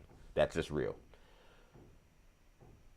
But then they make the hire for Monken, and then we get these reports it seemed like very well sourced reports. This is like not from like, you know, some rando guy on X. This is like Ian Rappaport. This is like people on NFL Network being like, there's a scene going on in Cleveland. Jim Schwartz is dramatically telling everybody goodbye. He's telling people he's not going to return. He's extremely emotional. I'm like, what? How do we know all these details, by the way? How the guy just got hired. They just hired a different guy. And like, what? Jim Schwartz is chilling in the building? I guess in theory, he still is an employee. So I don't know. I guess you're just grinding tape. I don't know what you're doing. But I'm like, did he show up just to clean out his office as soon as he realized he didn't get a job? Like, why is he even there? He's wishing all these people good luck, and he's all emotional, and he's quote unquote visibly upset was one of the quotes I saw. How is this all out here? So all these details about how devastated Jim Schwartz was and how emotional the scene was in Cleveland that he did not get this job. And then, because, you know, as like in the great saying from SpongeBob, now we got to hear from the talking cheese. Myles Garrett comes out and he starts doing Myles Garrett stuff. And I don't mean sacking the quarterback because, you know, we know damn sure he ain't playing football right now, you know, unless it's the Pro Bowl games and playing flag football. But hopefully this quote will come up in a second. Obviously, I know you see a black screen here. There you go. Myles Garrett goes to Instagram and posts this meme after they hire Todd Monken. And this is like the infamous photo during the, I'm not going to go crazy into the background of this meme, but just real quickly, this is the infamous photo, you know, around the time Popeyes was selling their new chicken sandwiches. And they were selling out at a crazy rate because people went ballistic about the fact that Popeyes was making chicken sandwiches. And it also came kind of like a bit to be like overly excited about a Popeye chicken sandwich. So you had like, you know, people working double time, lines out the door. Like Popeye, which I'm a huge Popeyes fan in terms of all the fast food that's out there. One of my favorites. Popeyes, you know, their workers were being, you know, drained, and someone took a picture of one of these workers, a legitimate Popeyes worker, outside, I guess during a break, like just sitting there being like, what has my life become? Why did they come out with these chicken sandwiches? But Myles Garrett posted this meme on Instagram, this cryptic meme to react, we assume, to the hiring of Todd Monken and not his defensive coordinator, Jim Schwartz. I'll tell you this, if it was not related, then dumb timing from Myles Garrett to put that out there, and it's something about his personal life, something totally different. Like, come on, man, read the room. People who are following you, like, I hope your personal life's great, and we respect your personal life. They don't really care about your personal life. They care about the Cleveland Browns or care about you as an NFL player. So put that out there while your team apparently now is going through turmoil. Like, who hires a head coach and go through turmoil? But that's what was happening at the Cleveland Browns facility yesterday. He puts that out there. Now people are thinking, oh, well, Myles Garrett, he's upset. What'll be going on? Let me be very clear. I don't give a rat's ass what Myles Garrett thinks about anything involved with the Cleveland Browns when it comes to team building. Nothing. Zero. Zip. I don't care. This guy had the golden opportunity when he made the right decision to decide, I can't win here. My talents are being wasted here. It will be best for me to find a home somewhere else. I want to be traded. Yes, you can give me all the money in the world, but this is not about money. I want to win a championship. You had your agent craft a long letter explaining why the Browns were no longer a fit for you and why you need to find a new home on a team that can win a championship. And then the Browns said, here's $40 million a year. What do you say now? And you said, never mind. Get out of here, man. And listen, you want to take the money? You want to, what that does for your life, your family life, also, I'm never going to go crazy criticizing somebody for taking money. I get it. But to go out there and talk about, I want to be traded, I can't win here, this front office can't get it done, and it's best for me to go see if I can win a championship while I still am in my prime. And then a month later, they give you a crazy bag, and then you decide, all right, never mind. All that stuff I said about this team can't get it done, and I want to play for a winner, those were all lies. I will sell all that out if it means I can be the highest paid defensive player in the NFL. The last thing I want to hear from you is now any kind of cryptic meme, any kind of indication that you're unhappy with anything the Browns are doing. You have put up with their crap for your entire career, and you had your one shot to get out. And I believe had you stood firm, just like we saw with Micah Parsons, just like we've seen with guys, that you eventually would have been able to get out of there, and you folded when you saw some cash. You don't get a say in anything that's happening anymore. You don't get a say in whether you like the coach or don't like the coach, whether you like the quarterback situation or you don't like the quarterback situation, whether you like the front office or you don't like the front office. You said all you had to say. You said you didn't like any of this stuff, and you still stayed because they gave you money and said, here's some money, please come back, and you came back.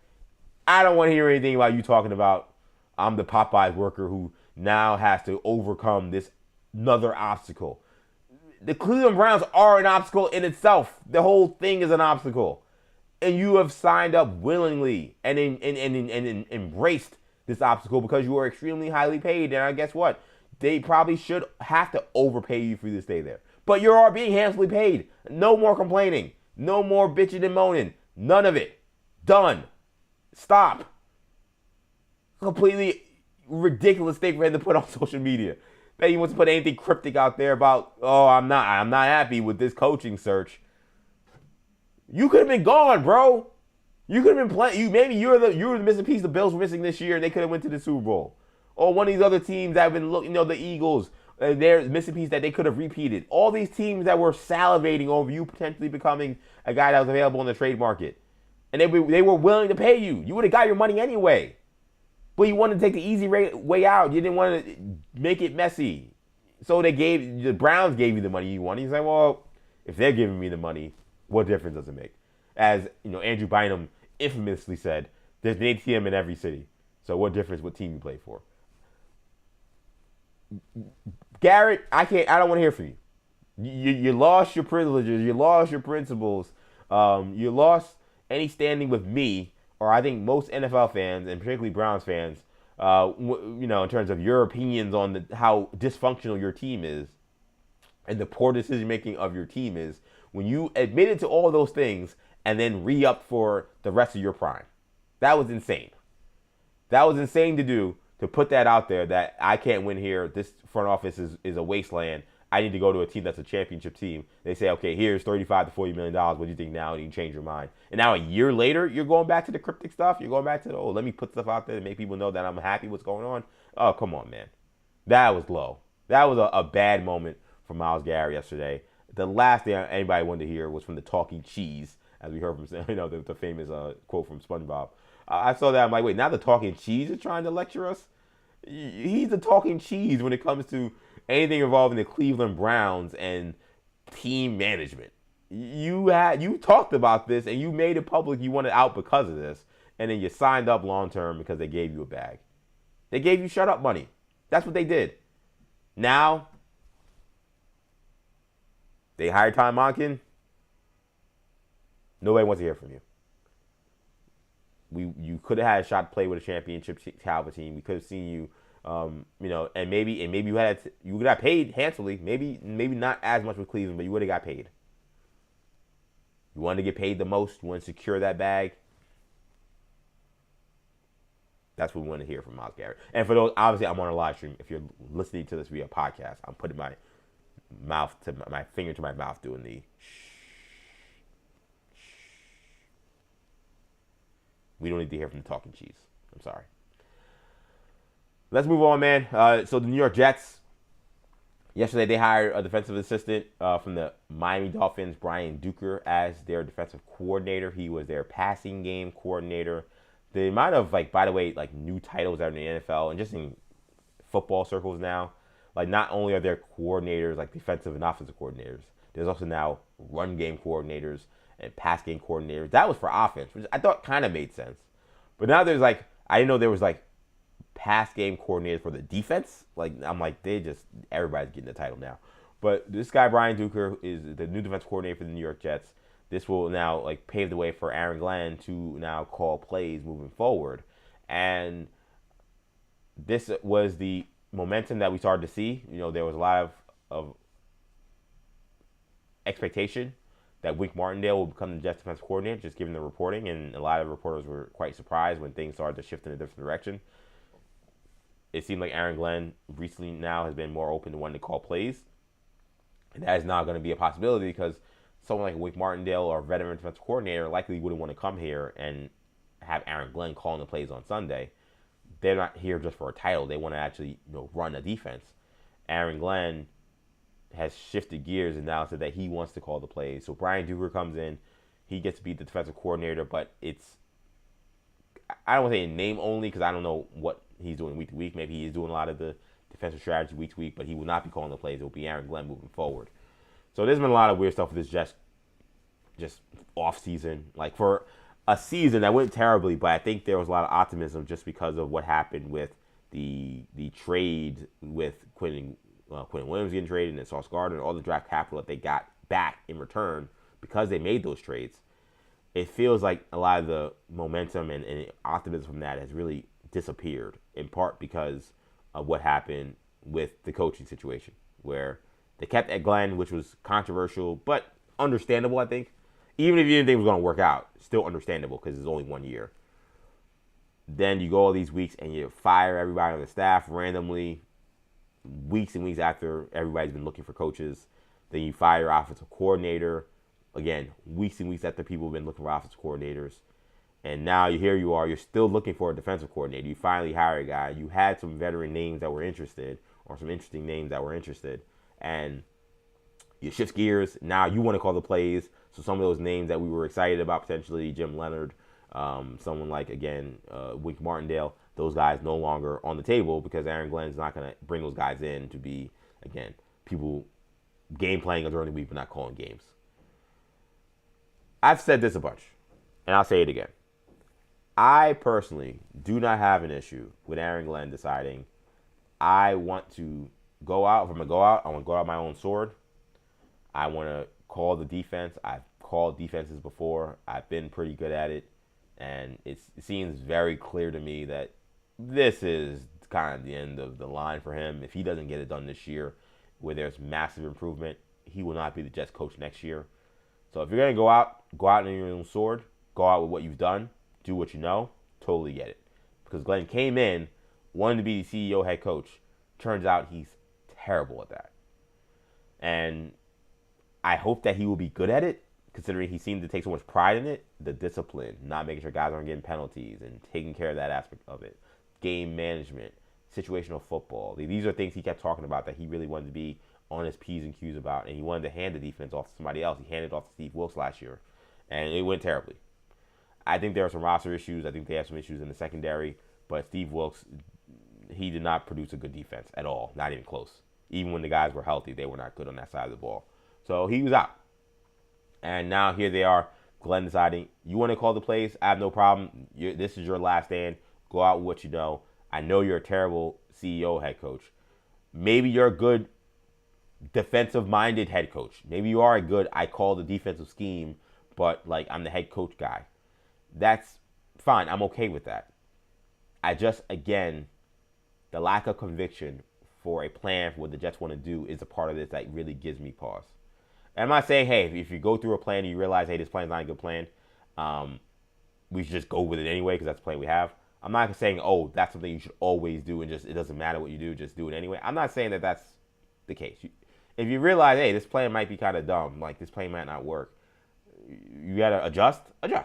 I get that. To adjust this radically and this drastically, you have a plan that seems clear and understandable. And not, okay, we're going to make a tweak here. We're going to go 500 feet the other direction. That's the part of this where I'm like, okay, what is going on here? Like, it looks like you're flying by the seat of your pants. It looks like you don't really have any conviction of what you want the Jet vision to be. Because you come up with a vision, you talk about building a culture, and you have a certain plan. Okay, plans change. You may want to tweak certain things. You change everything? You have to say, no, actually, we're not going to keep the entire staff and bring it back. You think, okay, maybe we fire a couple of guys. Maybe we look for a new QB coach. No, everybody's fired. Oh, no, we're not going to look for a veteran defensive coordinator to call plays. I'm going to call the plays. Like it's a radical shift. This is not a small thing or not a whole. Hey, I want a guy who I want to have more say on the defense. Because we heard the thing about, of course, Frank Reich, and I'll get to that in a second because there's other details about the offensive coordinator search. But I want Frank Reich over there so I can pay more attention to this defense that has suffered, but I still want to get a good defensive guy in here. No, I got to actually call the defense. I have to be the defensive coordinator. Again, there's no rhyme or reason to like any of these mechanisms that we're seeing from our guy Aaron Glenn at this point. So that part of this it feels skittish. These changes that we're making. Now Brian Duker gets to become a defensive coordinator. There's not another NFL team in the league that would have hired this guy as defensive coordinator. It doesn't. I don't want to say it doesn't matter because he's on the staff and he's part of game planning. So you want to have as much competent people as possible. So I really hope that Brian Duker is really good. He was part of the Baltimore staff at one point. He's been with Aaron Glenn before, so there's familiarity. So I hope he is good in whatever this Jet role is as defensive coordinator. We know that it's not calling plays, whatever it is. I hope he's really good. And maybe this is them finding a diamond in the rough. But this is a guy who would not have got a defensive coordinating job with any other team. So it feels like the Jets are now playing once again behind the eight ball and playing behind the sticks when it comes to the staff that they're putting together. And the other news we got yesterday, so they've been interviewing candidates for offensive coordinator, and to their credit, I saw they interviewed 5 people yesterday. I don't know that's a lot of people. I don't know if, and I didn't read this, so apologies to you if you guys know this right. I couldn't tell if they were in-person interviews, but I know they interviewed 5 people already for this job, that are official people. Because one of the complaints has been, well, like, because your offensive coordinator is not fired, you have to start from scratch when it comes to actually holding interviews for this role. Because you got to do the Rooney Rule, where you got to interview at least 2 minority candidates in person. It can't be via Zoom or Skype or something like that. I don't know. People even use Skype anymore. But like, or FaceTime, I guess would be the better one. Like, it has to be a real in-person interview. So they, like, I guess in theory maybe you can go to people, but like, it's bringing them to their facility, sitting them down, like all that stuff. It was like the word's gotten out that they want Frank Reich badly. So how easy or difficult will it be to find people to want to interview for this job? Also, it's the Jets offensive coordinator job, even beyond just the optics of like, there's been an open secret that there's one guy that is the far and away leading candidate for this role. There's the elephant in the room of, I also have to coach the Jets if this works out. A team that had one of the worst offenses in the NFL, the team that's had one of the worst offenses in the NFL for the last 10 years. And they have no quarterback. It's essentially an offensive wasteland. And there's a coach who's on a basically one-and-done situation coming into next year. It's not the most appealing job. But they found 5 people to interview. So, I don't know. Maybe we'll get in, if they were in person and they satisfied the Rooney Rule. I don't know. Again, I don't know if they found people who lived nearby or they were just jet-setting around the country to get these interviews in. I don't know what would have happened. I don't know if they were able to maybe justify, hey, we talked to these people about joining the staff and they're trying to qualify that as interviews. I have no idea how they got to that. But they did interview people already. So maybe we'll hear something soon. But again, you're still behind the 8 ball nonetheless with this search. There have been guys out there who maybe would have been viable candidates had you decided to move on from Angstrom earlier. And then there's the controversy of whether or not you should have even moved on from Angstrom. That alone seemed like a bizarre decision.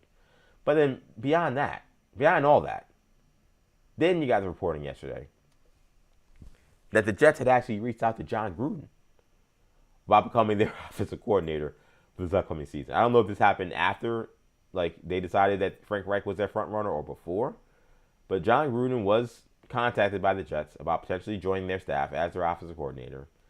And John Gruden said, I'm good. And that, by the way, this is somebody who has been desperately asking to get back into football. I think primarily to be a head coach. But I also feel like, obviously, if it was the right coordinator job, I think he also would take it. He's been desperately trying to get back into the league. He's been doing the rounds in terms of visiting different organizations. He has this lawsuit against the NFL, feeling like his emails were wrongfully leaked and that he was kind of wrongfully terminated by the league because of this wrongful leak of his emails. And he's been trying to get back in. And he's been doing the media game. He's been working with Barstool. And you've probably seen his clips where he's acting like a complete maniac, and which is which is actually just maybe him being John Gruden, but he seems particularly crazy in these Barstool clips from what I've seen. Like, he's a madman. And that guy who wants to get in the NFL saw the Jets and said, I'll pass. A couple things on the Gruden thing. Number one, there's the obvious elephant in the room of why John Gruden is gone. And it's not about, he leaked emails in terms of like just the fact that the leaked emails were, and that's what he's making a lawsuit about. There's the reality of what was said in these emails. They were racist. They were homophobic. They just all around made him seem like an absolute a-hole and an absolute scumbag. And when you're a person who is trying to be a leader of men, trying to rally the troops, football is very much a kind of all for one for all sport. Teams and players actually be very forgiving. So I'm actually not naive to think that John Gruden maybe couldn't come somewhere and win over a locker room, win over players. What I am saying is that is a hurdle he would have to clear, I think. And I also feel like the way he has acted since that whole scandal does not tell me that he is someone who thinks he really did anything wrong. He has acted like a victim. He has acted like I was wronged. This should not have happened to me. And I'm the one who is the person who actually is being victimized in this. And not to say, like, listen, John Gruden is just one idiot. What he says about black men or what he says about, people of the LGBTQ community, they don't actually matter. Yes, they matter in the sense that it just perpetuates stereotypes, perpetuates hate. But in the large scale, they don't actually matter. He's just one idiot. But there is the aspect of like, okay, if that guy is going to come back and he doesn't seem to understand, like, he effed up on a major way and he's not a victim. And maybe this is just legalese and he's in the lawyer game and he's got to win this lawsuit, so he has to present himself this way. But I have not seen a real reckoning of a guy who is actually really, like, remorseful, it seems like, for what he did. And he's had a lot of people defend him, a lot of people in the industry. I talked about my disappointment in Andy Reid, someone who I think is super highly respected in this sport for just being, it seems like, for the most part, all around pretty good guy, and obviously an excellent head coach. And you're a championship team and a championship organization. I thought it was gross that they wrapped their arms around someone who said the things that he had said and done the things that he had done. Well, he just said he didn't do anything of note that would be interesting. But like I just thought, I'm not saying that someone couldn't have done it. I didn't think it should have been Reid, especially considering, again, there wasn't a real reckoning from Gruden about, man, I really effed up and I said some things that were nasty, and I had a thought process of how I was looking at Damari Smith, who was the former head of the players union, that was racist, and that was effed up. And I need to do some work. And what I was saying about throwing out these homophobic slurs, I got to do some work of how I'm viewing this. Because, again, you got to be able to relate to people. You got to be able to relate to players. Not just players, staffers, custodians, chefs. Like, there's so many things that NFL coaches have to deal with beyond even just the interpersonal relationships of players, of your front office and all those things. If you're approaching life that way, to me, that and then you get outed, and then people really, like, point out how screwed up this is. That would make me have a reassessment of, like, wow, okay, this could potentially be a shortcoming for me even being good at my job.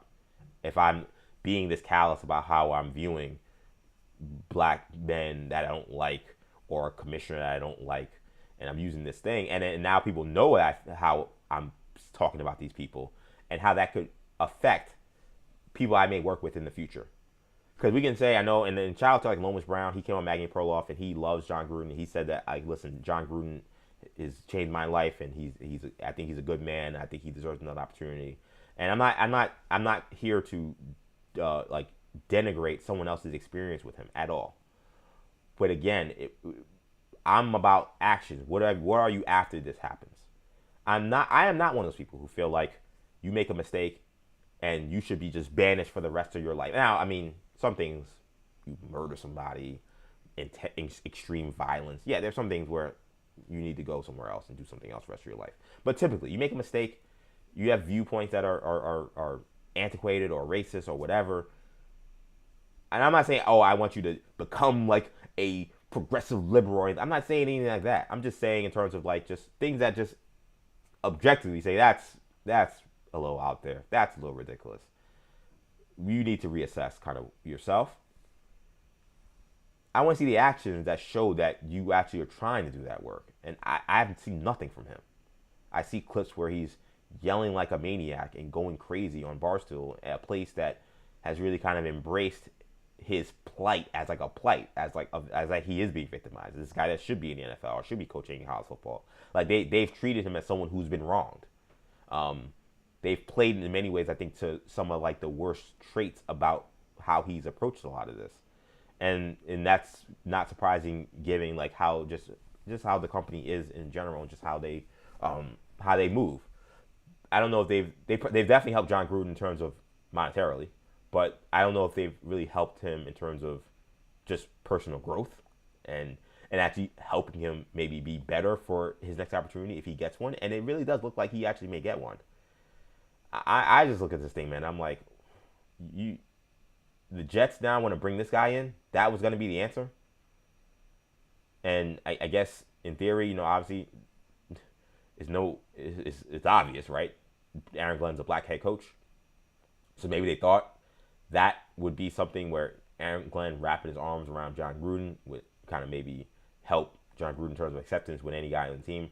And when I talk about the acceptance, again, a lot of people say, oh, I love John Gruden. And a lot of foreign players say, I will play for John Gruden. And you could be in a locker room where maybe 90% of the guys are all for John Gruden.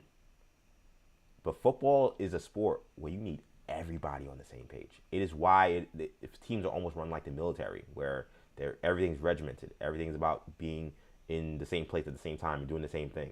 Everybody has to, quote unquote, as Bill Belichick, do their job in order for everyone to be successful. If only a couple of guys, a couple of staffers, feel a way about John Gruden because of what he said, that impacts the team, potentially in a major way. So sometimes people, when you have these conversations, and it can be challenging and difficult, especially when you deal with culture issues, it gets, oh, you're too sensitive. Oh, just get over it. You're just a race baiter, or you're just a whatever. It's like, no, there's just, if we're talking about football, we're talking about sports, and we're actually talking about like how successful could this guy be, and now this thing is in the open. These are just real things. Do you want to blame it on those folks on the team who may have feel a way about John Gruden or whatever, or you want the Jets to be a good team, or the Chiefs, or whatever team he would join? If that's the case, then there may be a way he may have to change how he's moving and change some of the things he has done, or change his approach in order for this thing to work out.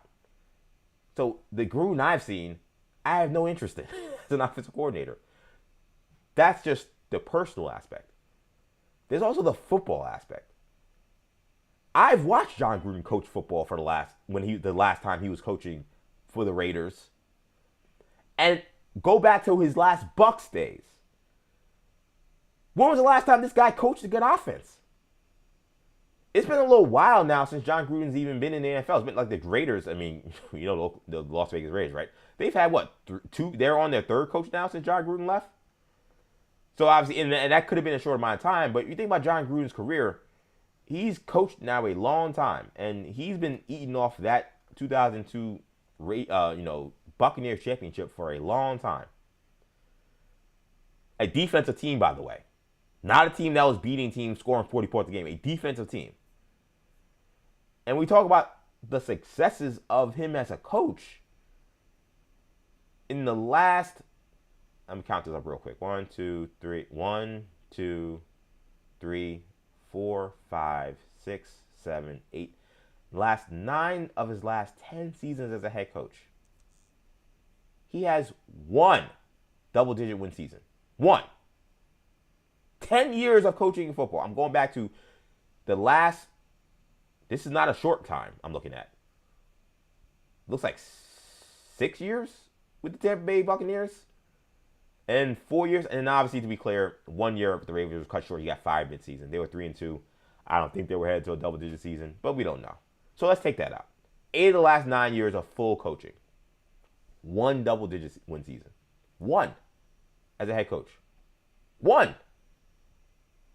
And we're talking about a guy who took a hiatus for 10 years. So I'm having to go back to 2003 to get 8 years or 9 years of data of who Johnny Gruden has been as a head coach. Those offenses during those years, from 2003 to 2020, they finished in the top 10 in total yards in the NFL. Once. In what looks like 1, 2, 3, 4 of these years, they were in the 20s in total offense. John Gruden hasn't been a good offensive coach. Like, let's be honest. Let's be real. John Gruden built a great offense for the Oakland Raiders on his first go-around when he was the head coach. The team that Bill Callahan just kind of jumped onto, and they took them to the Super Bowl. And, of course, they got blown out by that Buccaneers team. But in terms of who John Gruden has been as a head coach, mixed bag. Not a lot of success in the last 9 years of him actually being a head coach in terms of winning at a high level. And then offense, which, okay, now let's say, okay, I forget about him being a head coach, him being a coordinator. Offense, where is the data that shows that he's a high-end offensive coordinator, offensive play caller? This whole time as him as a head coach, he's been calling the plays. Where is the signs of him being good there? They don't exist. They don't exist. There aren't any signs of that. So, again, I go back to the Jets. The idea that they thought this guy was potentially going to be the savior for them, and they would get him as an offensive coordinator. I would have rather had Tanner Angstrom. By far, would have rather had Tanner Angstrom than John Gruden. What are we doing? Are you serious? And I'll say one last thing on this, because shout out to Evan Roberts. First of all, Evan Roberts is a cool dude from WFAN. And he's actually one of the first people on the fan, on air, to like give me any kind of major shout out. So I always appreciate Evan for that. And Evan said yesterday on Evan and Tiki that he thinks like John Gruden didn't take this job. He shouldn't have taken the job. Like just for his own, like again, this is a guy who's on extremely thin ice, who wants to not have like a one and done stint as a coordinator. Like he wants to come back and be like a full-time coach. The last thing you want to do if you want to have a long career as a guy who's very much on thin ice is to go to the New York Jets. He was smart not to take this job. Even though you're like, all right, you're going to go back and go to Barstool? I'm like, yep. Going to Barstool and yelling about Spider 3 Banana and, give me your snap count and double wide stuff. All that stuff, you're better off doing that than calling plays for the Jets next year. Just a reality. So he was smart to do what he did. Evan says that also, he knows this is a one and done too. And the Jets are going to be potentially next year one of the jobs that not many people want.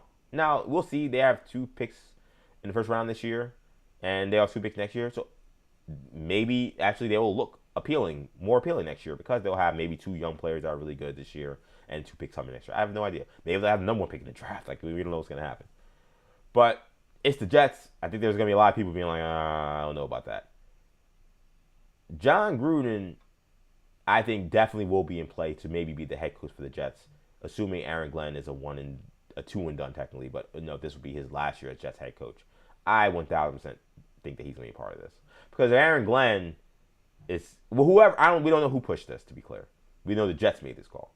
But Aaron Glenn's been putting the staff together.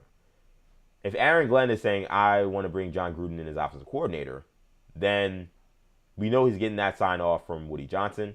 We know he's getting that sign off from Darren Muji, the general manager. So that means those guys think highly enough of John Gruden that they thought this was a good idea.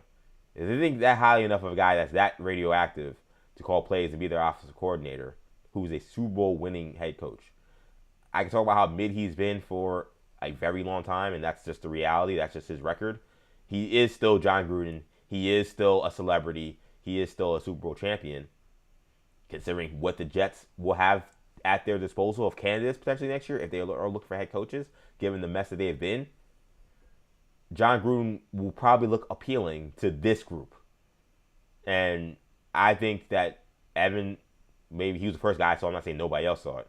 him jumping out the window and saying that, like, oh, he could be in play next year. I think he's going to be Jet head coach 2027. When I saw that article, that's where my head went.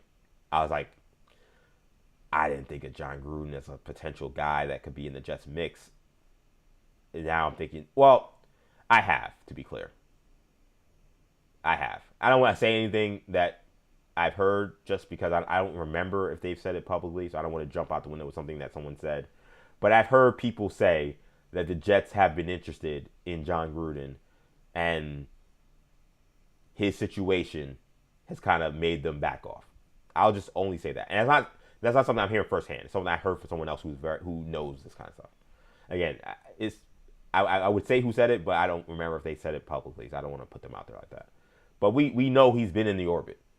And I feel like, just kind of knowing Woody Johnson, I think he's the kind of person that would not care what people think about John Gruden as a person or what he did. I think that he would maybe even kind of take a little bit of a thrill in that he would be taking a shot on this guy and have someone who is a big personality, big star, and would bring headlines. Because that's who Woody Johnson is.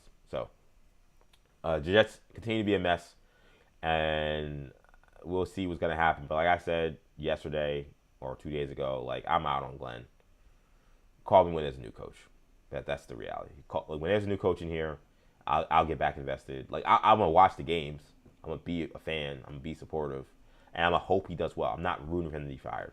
I know people think that's insane for me to say. I don't root for people to be fired. I root for people to be successful.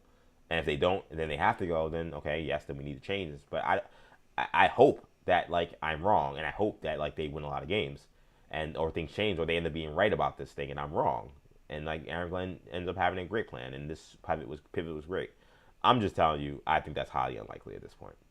So at this point, I'm unless things change, again, call me when there's a new head coach. A little bit of a super size show today. One last thing before I get it. Yeah, there's actually 2 more topics here. I'm going to hold one of the topics for later today. And I don't think I actually teased it, so it's actually fine. One last thing, just a parting shot before we get out of here, man. So Eli Manning, he was not elected to the Hall of Fame, according to sources telling The Athletic. I think the first one to report it. I think ESPN's now had it as well. So we're getting more word on who's going to the Hall of Fame. Eli apparently missed. This was his second time on the ballot. I'm almost 100% sure about that. Apologies, that's an error on the error thing. I'm pretty sure this was the second time. So he wasn't the first ballot Hall of Famer. He still is not going to the Hall of Fame. I want to get the list of the Hall of Fame finalists so you guys can see, like, kind of who he's up against. But Eli Manning's Hall of Fame candidacy has been something that has been a lightning rod for a lot of his career because of the fact that he is this guy who won these Super Bowls but wasn't like a multiple time MVP or all-pro quarterback. So what to do with someone who, for their overall regular season, and to be honest, also there's those Super Bowl runs. There are also some postseason runs where he also played terrible. For what do you do with this guy who had these incredible postseason runs, and then played forever, basically didn't miss a game from almost his entire career. But in, like, terms of stats, terms of comparing him to the greats, when he was playing, he was never a top 3 quarterback, maybe never even a top 5 quarterback. What do you do with that guy? What do you do with him? He's an icon. He's also a sports icon.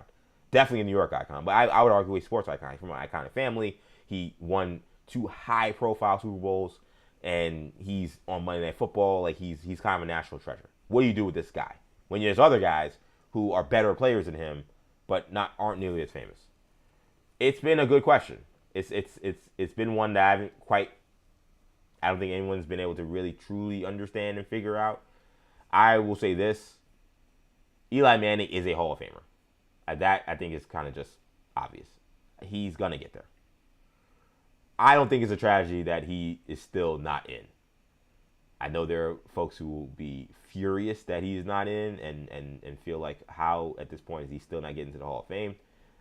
I just look at the totality and body of work of the people that he's against.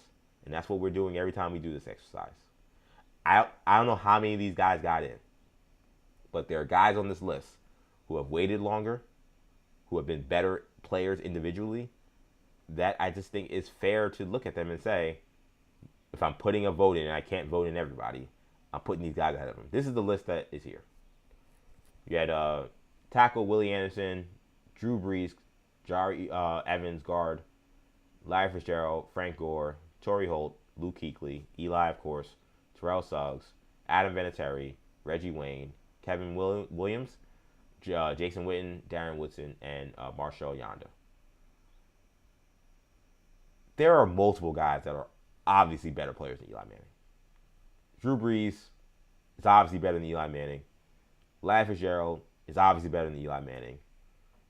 Frank Gore doesn't have a Super Bowl ring, but he's a running back. He's obviously better than Eli Manning. Torrey Holt is obviously better than Eli Manning. He's been waiting for a while now. Reggie Wayne is individually a better player than Eli Manning, and he also has a Super Bowl ring. And I'd argue Adam Vinatieri is a kicker, so it's weird, but he's the greatest kicker of all time.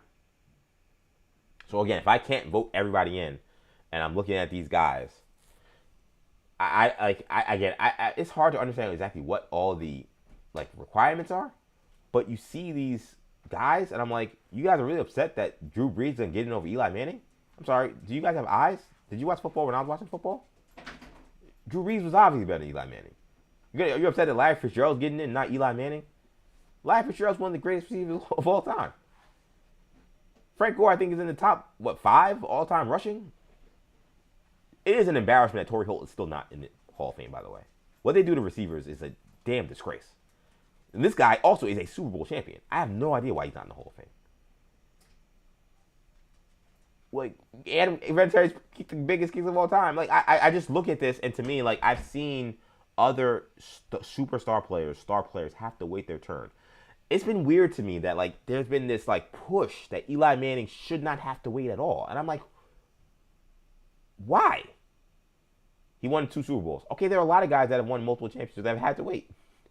Maybe not quarterbacks, but if I'm ranking the quarterbacks that have won multiple Super Bowls, he's towards the bottom of the list in terms of how good they are. And he was great in those Super Bowls. He made incredible plays. He was Super Bowl MVP both times. And I like Eli Manning. It's ironic, because I remember those years when I felt like I was always defending Eli Manning against a lot of folks. I've been an Eli Manning fan, and I'm a Jets fan. But I've been someone being like, I think he's kind of a football savant. I know he doesn't play great in the regular season. I know he turns the ball over too much. But he just seems to always be locked in when the team needs him, and he's a franchise guy.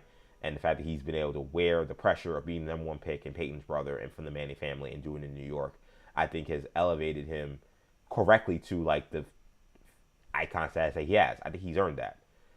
But I think, again, when we're doing Hall of Fame, unofficial Rule 3 of any EJ show he does, EJ just wants things to be fair.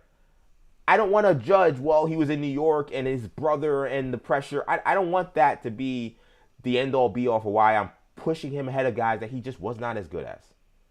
And again, it'd be different. I'm talking about a bunch of guys that didn't win championships. Drew Brees has a Super Bowl. Actually, was he Super Bowl MVP? I don't remember. I think he was. But nonetheless, he has a Super Bowl ring. And for a while, he had the most passing touchdowns of all time. Larry Fitzgerald, I mean, are we kidding? Come on, he's Larry Fitzgerald. Frank Gore, I know he's not the flashiest guy, but one of the all-time leading rushers. Multiple time Pro Bowler. Torrey Holt, one of the greatest receivers of all time. Adam Vinatieri's kicked the biggest kicks in the history of the NFL. If Eli has to wait one more year, I think that's okay. I don't think that this is this huge tragedy people are making it out to be. He's going to get in. That's why I haven't quite registered with the outrage about Eli, because it has been this lightning rod. There may be people out there, and to be honest, maybe they're voting. I don't know. The chorus of people that are trying to say Eli isn't a Hall of Famer, I felt like those people went real silent, kind of after the second Super Bowl, and then kind of after he retired. They might have been a little louder towards the end because the end was so bad with the Giants. But everybody's end is, like we mentioned, started the show, kind of a full circle moment with LeBron James. We ended the show the same way, right? The end is bad for everybody, except for LeBron, it seems like, and I guess Jerome Bettis maybe. But it seems like people who's really standing 10 toes, being like Eli ain't no Hall of Famer. I don't think anybody's like that. I think year to year, I think there are people like myself who said he shouldn't be first ballot. There are guys on here who are way better than him.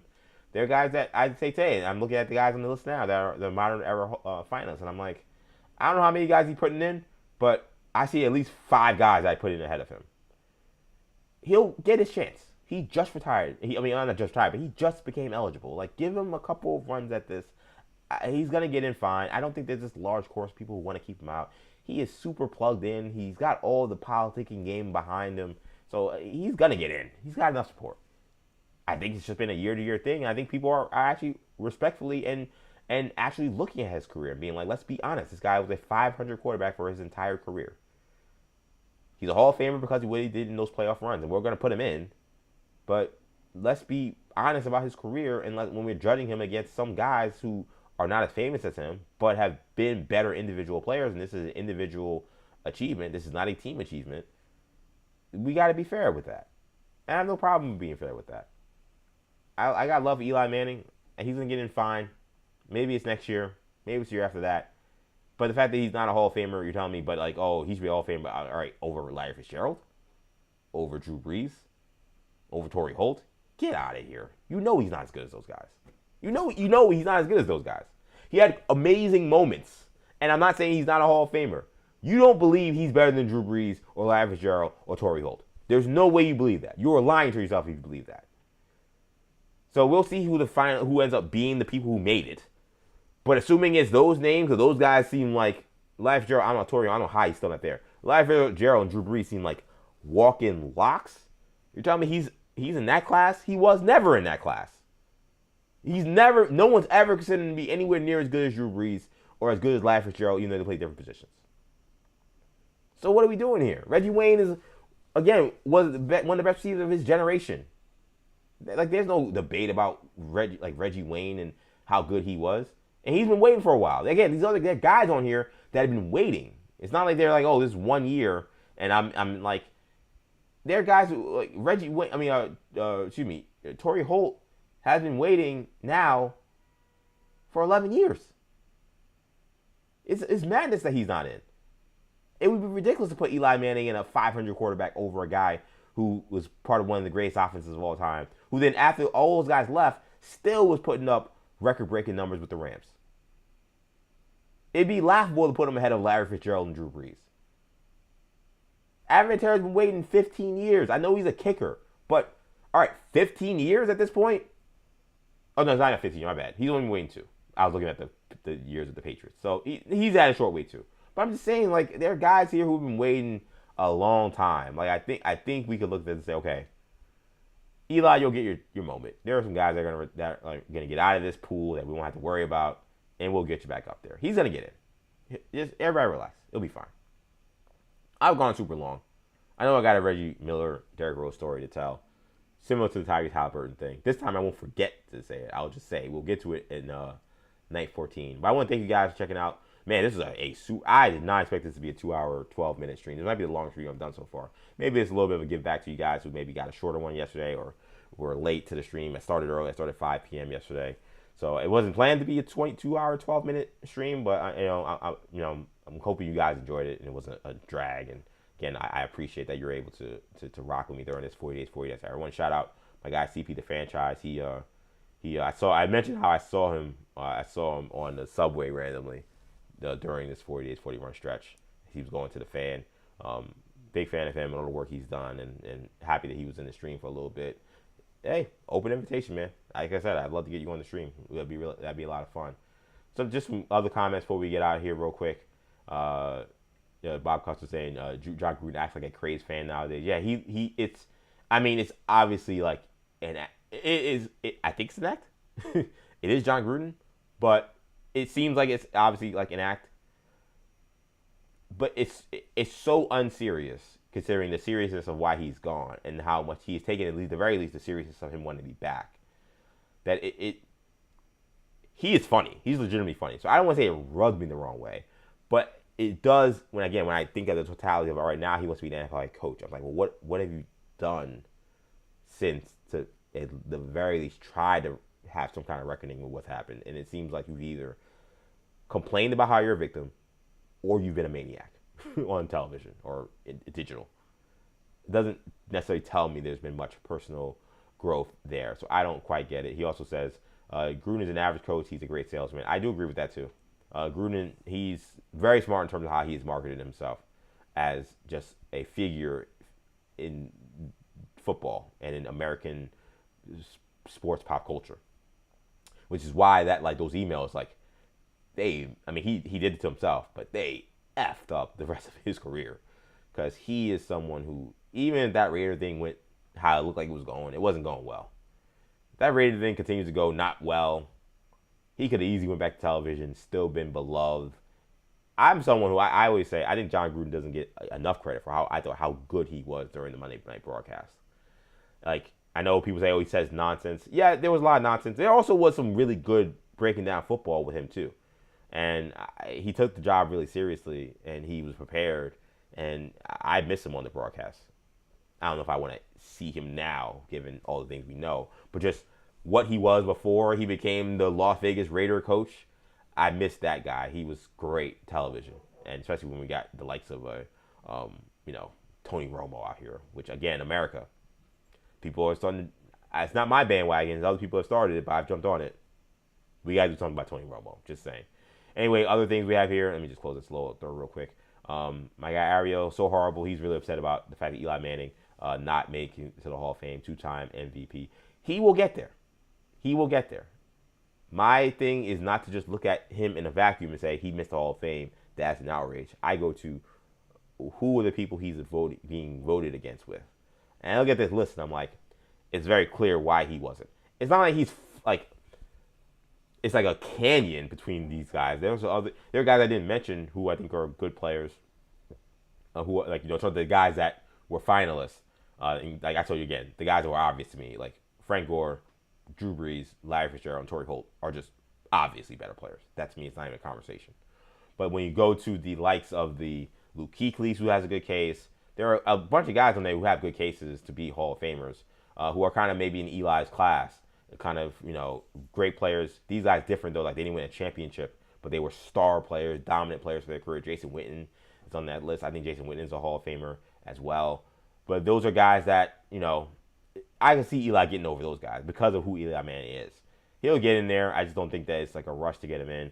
Also, one thing from Bob Custer, real quickly, in Bob, Nevada, saying, by the way, isn't Jim Plunkett in the Hall of Fame? Stats were about as good as Joe Namath. Jim has 2 Super Bowl wins. Jim overcame so much in his life. Yeah, Jim Plunkett is not in the Hall of Fame. I've always felt like it's been weird why they've kind of held the line on Plunkett being the guy that doesn't get in with 2 Super Bowl wins as a quarterback. I believe he's the only one that is in the Hall of Fame as a 2-time Super Bowl winning quarterback. And like I totally get a lot of his career was very not just like mid, like kind of bad. He was a bust. He was a bust for the Patriots. I do feel like, again, some of this is also just like thinking about like the dominant players and dominant teams of eras, and I think about Jim Plunkett, and I think about how great those Raiders teams were. And I'm not saying that he was like the reason they were great, but he was the quarterback, and he was really good for the Raiders. Like, he really was.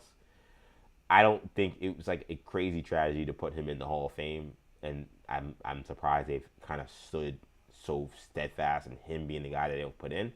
But the career numbers are not that great. I know you say he kind of has similar numbers to Joe Namath. Joe Namath,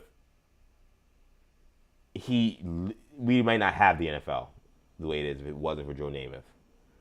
Also, Joe Namath was a higher end talent. Also, Joe Namath, they did interlap a little bit, but like Joe Namath did get played in the 80s, right? Like passing offense and passing football. Like the later you play, the more evolved the game was. So it's more helpful to your stats. Obviously, Jim Plunkett came into the league in 1971, so there actually is some crossover between him and Joe Namath. But Joe Namath did get to play in the 80s with the passing offense advancing to the level that it did. So it's tough to compare eras and numbers, even ones that are as close as the 70s, 80s to the 60s, 70s guys. But yeah, Joe Namath, his stats are never gonna wow you. He's one of those guys that football historians will say he kind of just had to be there to understand his value. And to be clear, like Joe Namath was a guy who the interception numbers are super high. But this is a guy who's throwing for 4,000 yards in like 1967. Like he's putting up these astronomical passing numbers really, really early in the foundation of like this is the AFL he's putting these numbers up in, right? Then he had injuries that kind of changed the player he could be and changed the course of his career. But I think he's a better player than Jim Plunkett, and numbers don't necessarily tell the entire story with Joe Namath. But man, good stuff, man. Good stuff in the chat. Good stuff from everybody that's been contributing. Man, thank you so much for watching this episode of 40 Days and 40 Nights. Apologies for the lighting on this. I felt I fixed it, but I think this is probably one of the sunniest days we've had. It's been super gray in New York City. We've had snow, we've had ice. It's been not fun here. It's been super cold.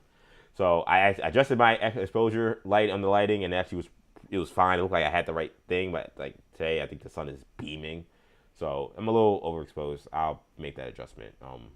For the next time we won't have this again. But I think you guys will see me okay. But yeah, I wanted to thank you guys for checking us out. Again, big thank you yesterday to Tommy Beer. He did a phenomenal job coming on. And night 14 gets underway. We'll have plenty of stuff. We'll get to that Reggie Miller, Derrick Rose sound from Dan Patrick show. I definitely want to get to that because he said something wild to me. There's rooting for Derrick Rose to be a Hall of Famer, and then there's what he said that I think we definitely need to adjudicate when it comes to Derrick Rose and his career. But again, these episodes of 40 Days, 40 Nights, again, we stream live every day, weekdays, Monday through Friday, 8 a.m., 6 p.m., talking sports. This was an entirely sports show. But we talk pop culture, we talk video games, we talk hip-hop, we talk wrestling, we talk reality TV, we talk about all different kinds of stuff. It's a fun reality type show, man. I mean, not reality, variety type show, the way I think about it. And I hope you guys have been enjoying it. I've been enjoying it as well. You can catch all these shows, obviously, where we stream live, New Generation Media. Make sure you subscribe. Make sure you hit the like button. Make sure you comment, in the video now, comment after the video is over. All those things help the engagement, so I really appreciate that if you're able to do that. Also, we're streaming live on X. Make sure you follow me on there, EJ_Stewart. And we're streaming live, Action EJ. Also, be sure to check out the audio version of these episodes on our podcast channel. New Generation Podcast Network is where you'll search to find 40 Days and 40 Nights. Every episode gets podcasted. I understand night 13 is not up there yet. I did the show and ran to Midtown to do the live stream for New York Post Sports with my guys Dexter Henry and Brian Fonseca. But I came home. It was 1 a.m. when I came home. It was a late night. So I was not going to come in here and bother my fiance who was sleeping and start trying to edit this show together for last night. So that'll be up this morning. That'll be up as soon as I'm done here. I'll post both last night's episode and then which was a conversation with Tommy Beer about the Knicks and their future and what's going on with Giannis Antetokounmpo. And of course today's episode, which was jam-packed with news because we had leftover stuff from yesterday because of the conversation that was really cool with Tommy Beer last night. But that's going to do it, man. I want to thank you guys again for rocking with me on 40 Days and 40 Nights. I'll be back 6 p.m. normal time. So those who missed the show yesterday, EJ, you at 5 p.m. I didn't know. I posted as many messages and warnings as possible. But I'll be back normal time, 6 p.m. sharp or around there. So 6 p.m. around the time I'll be on, right? 6 p.m. I'll be there talking sports, talking whatever comes out throughout the day. Hope you guys enjoy the rest of your day. I'm EJ Stewart. Take it easy.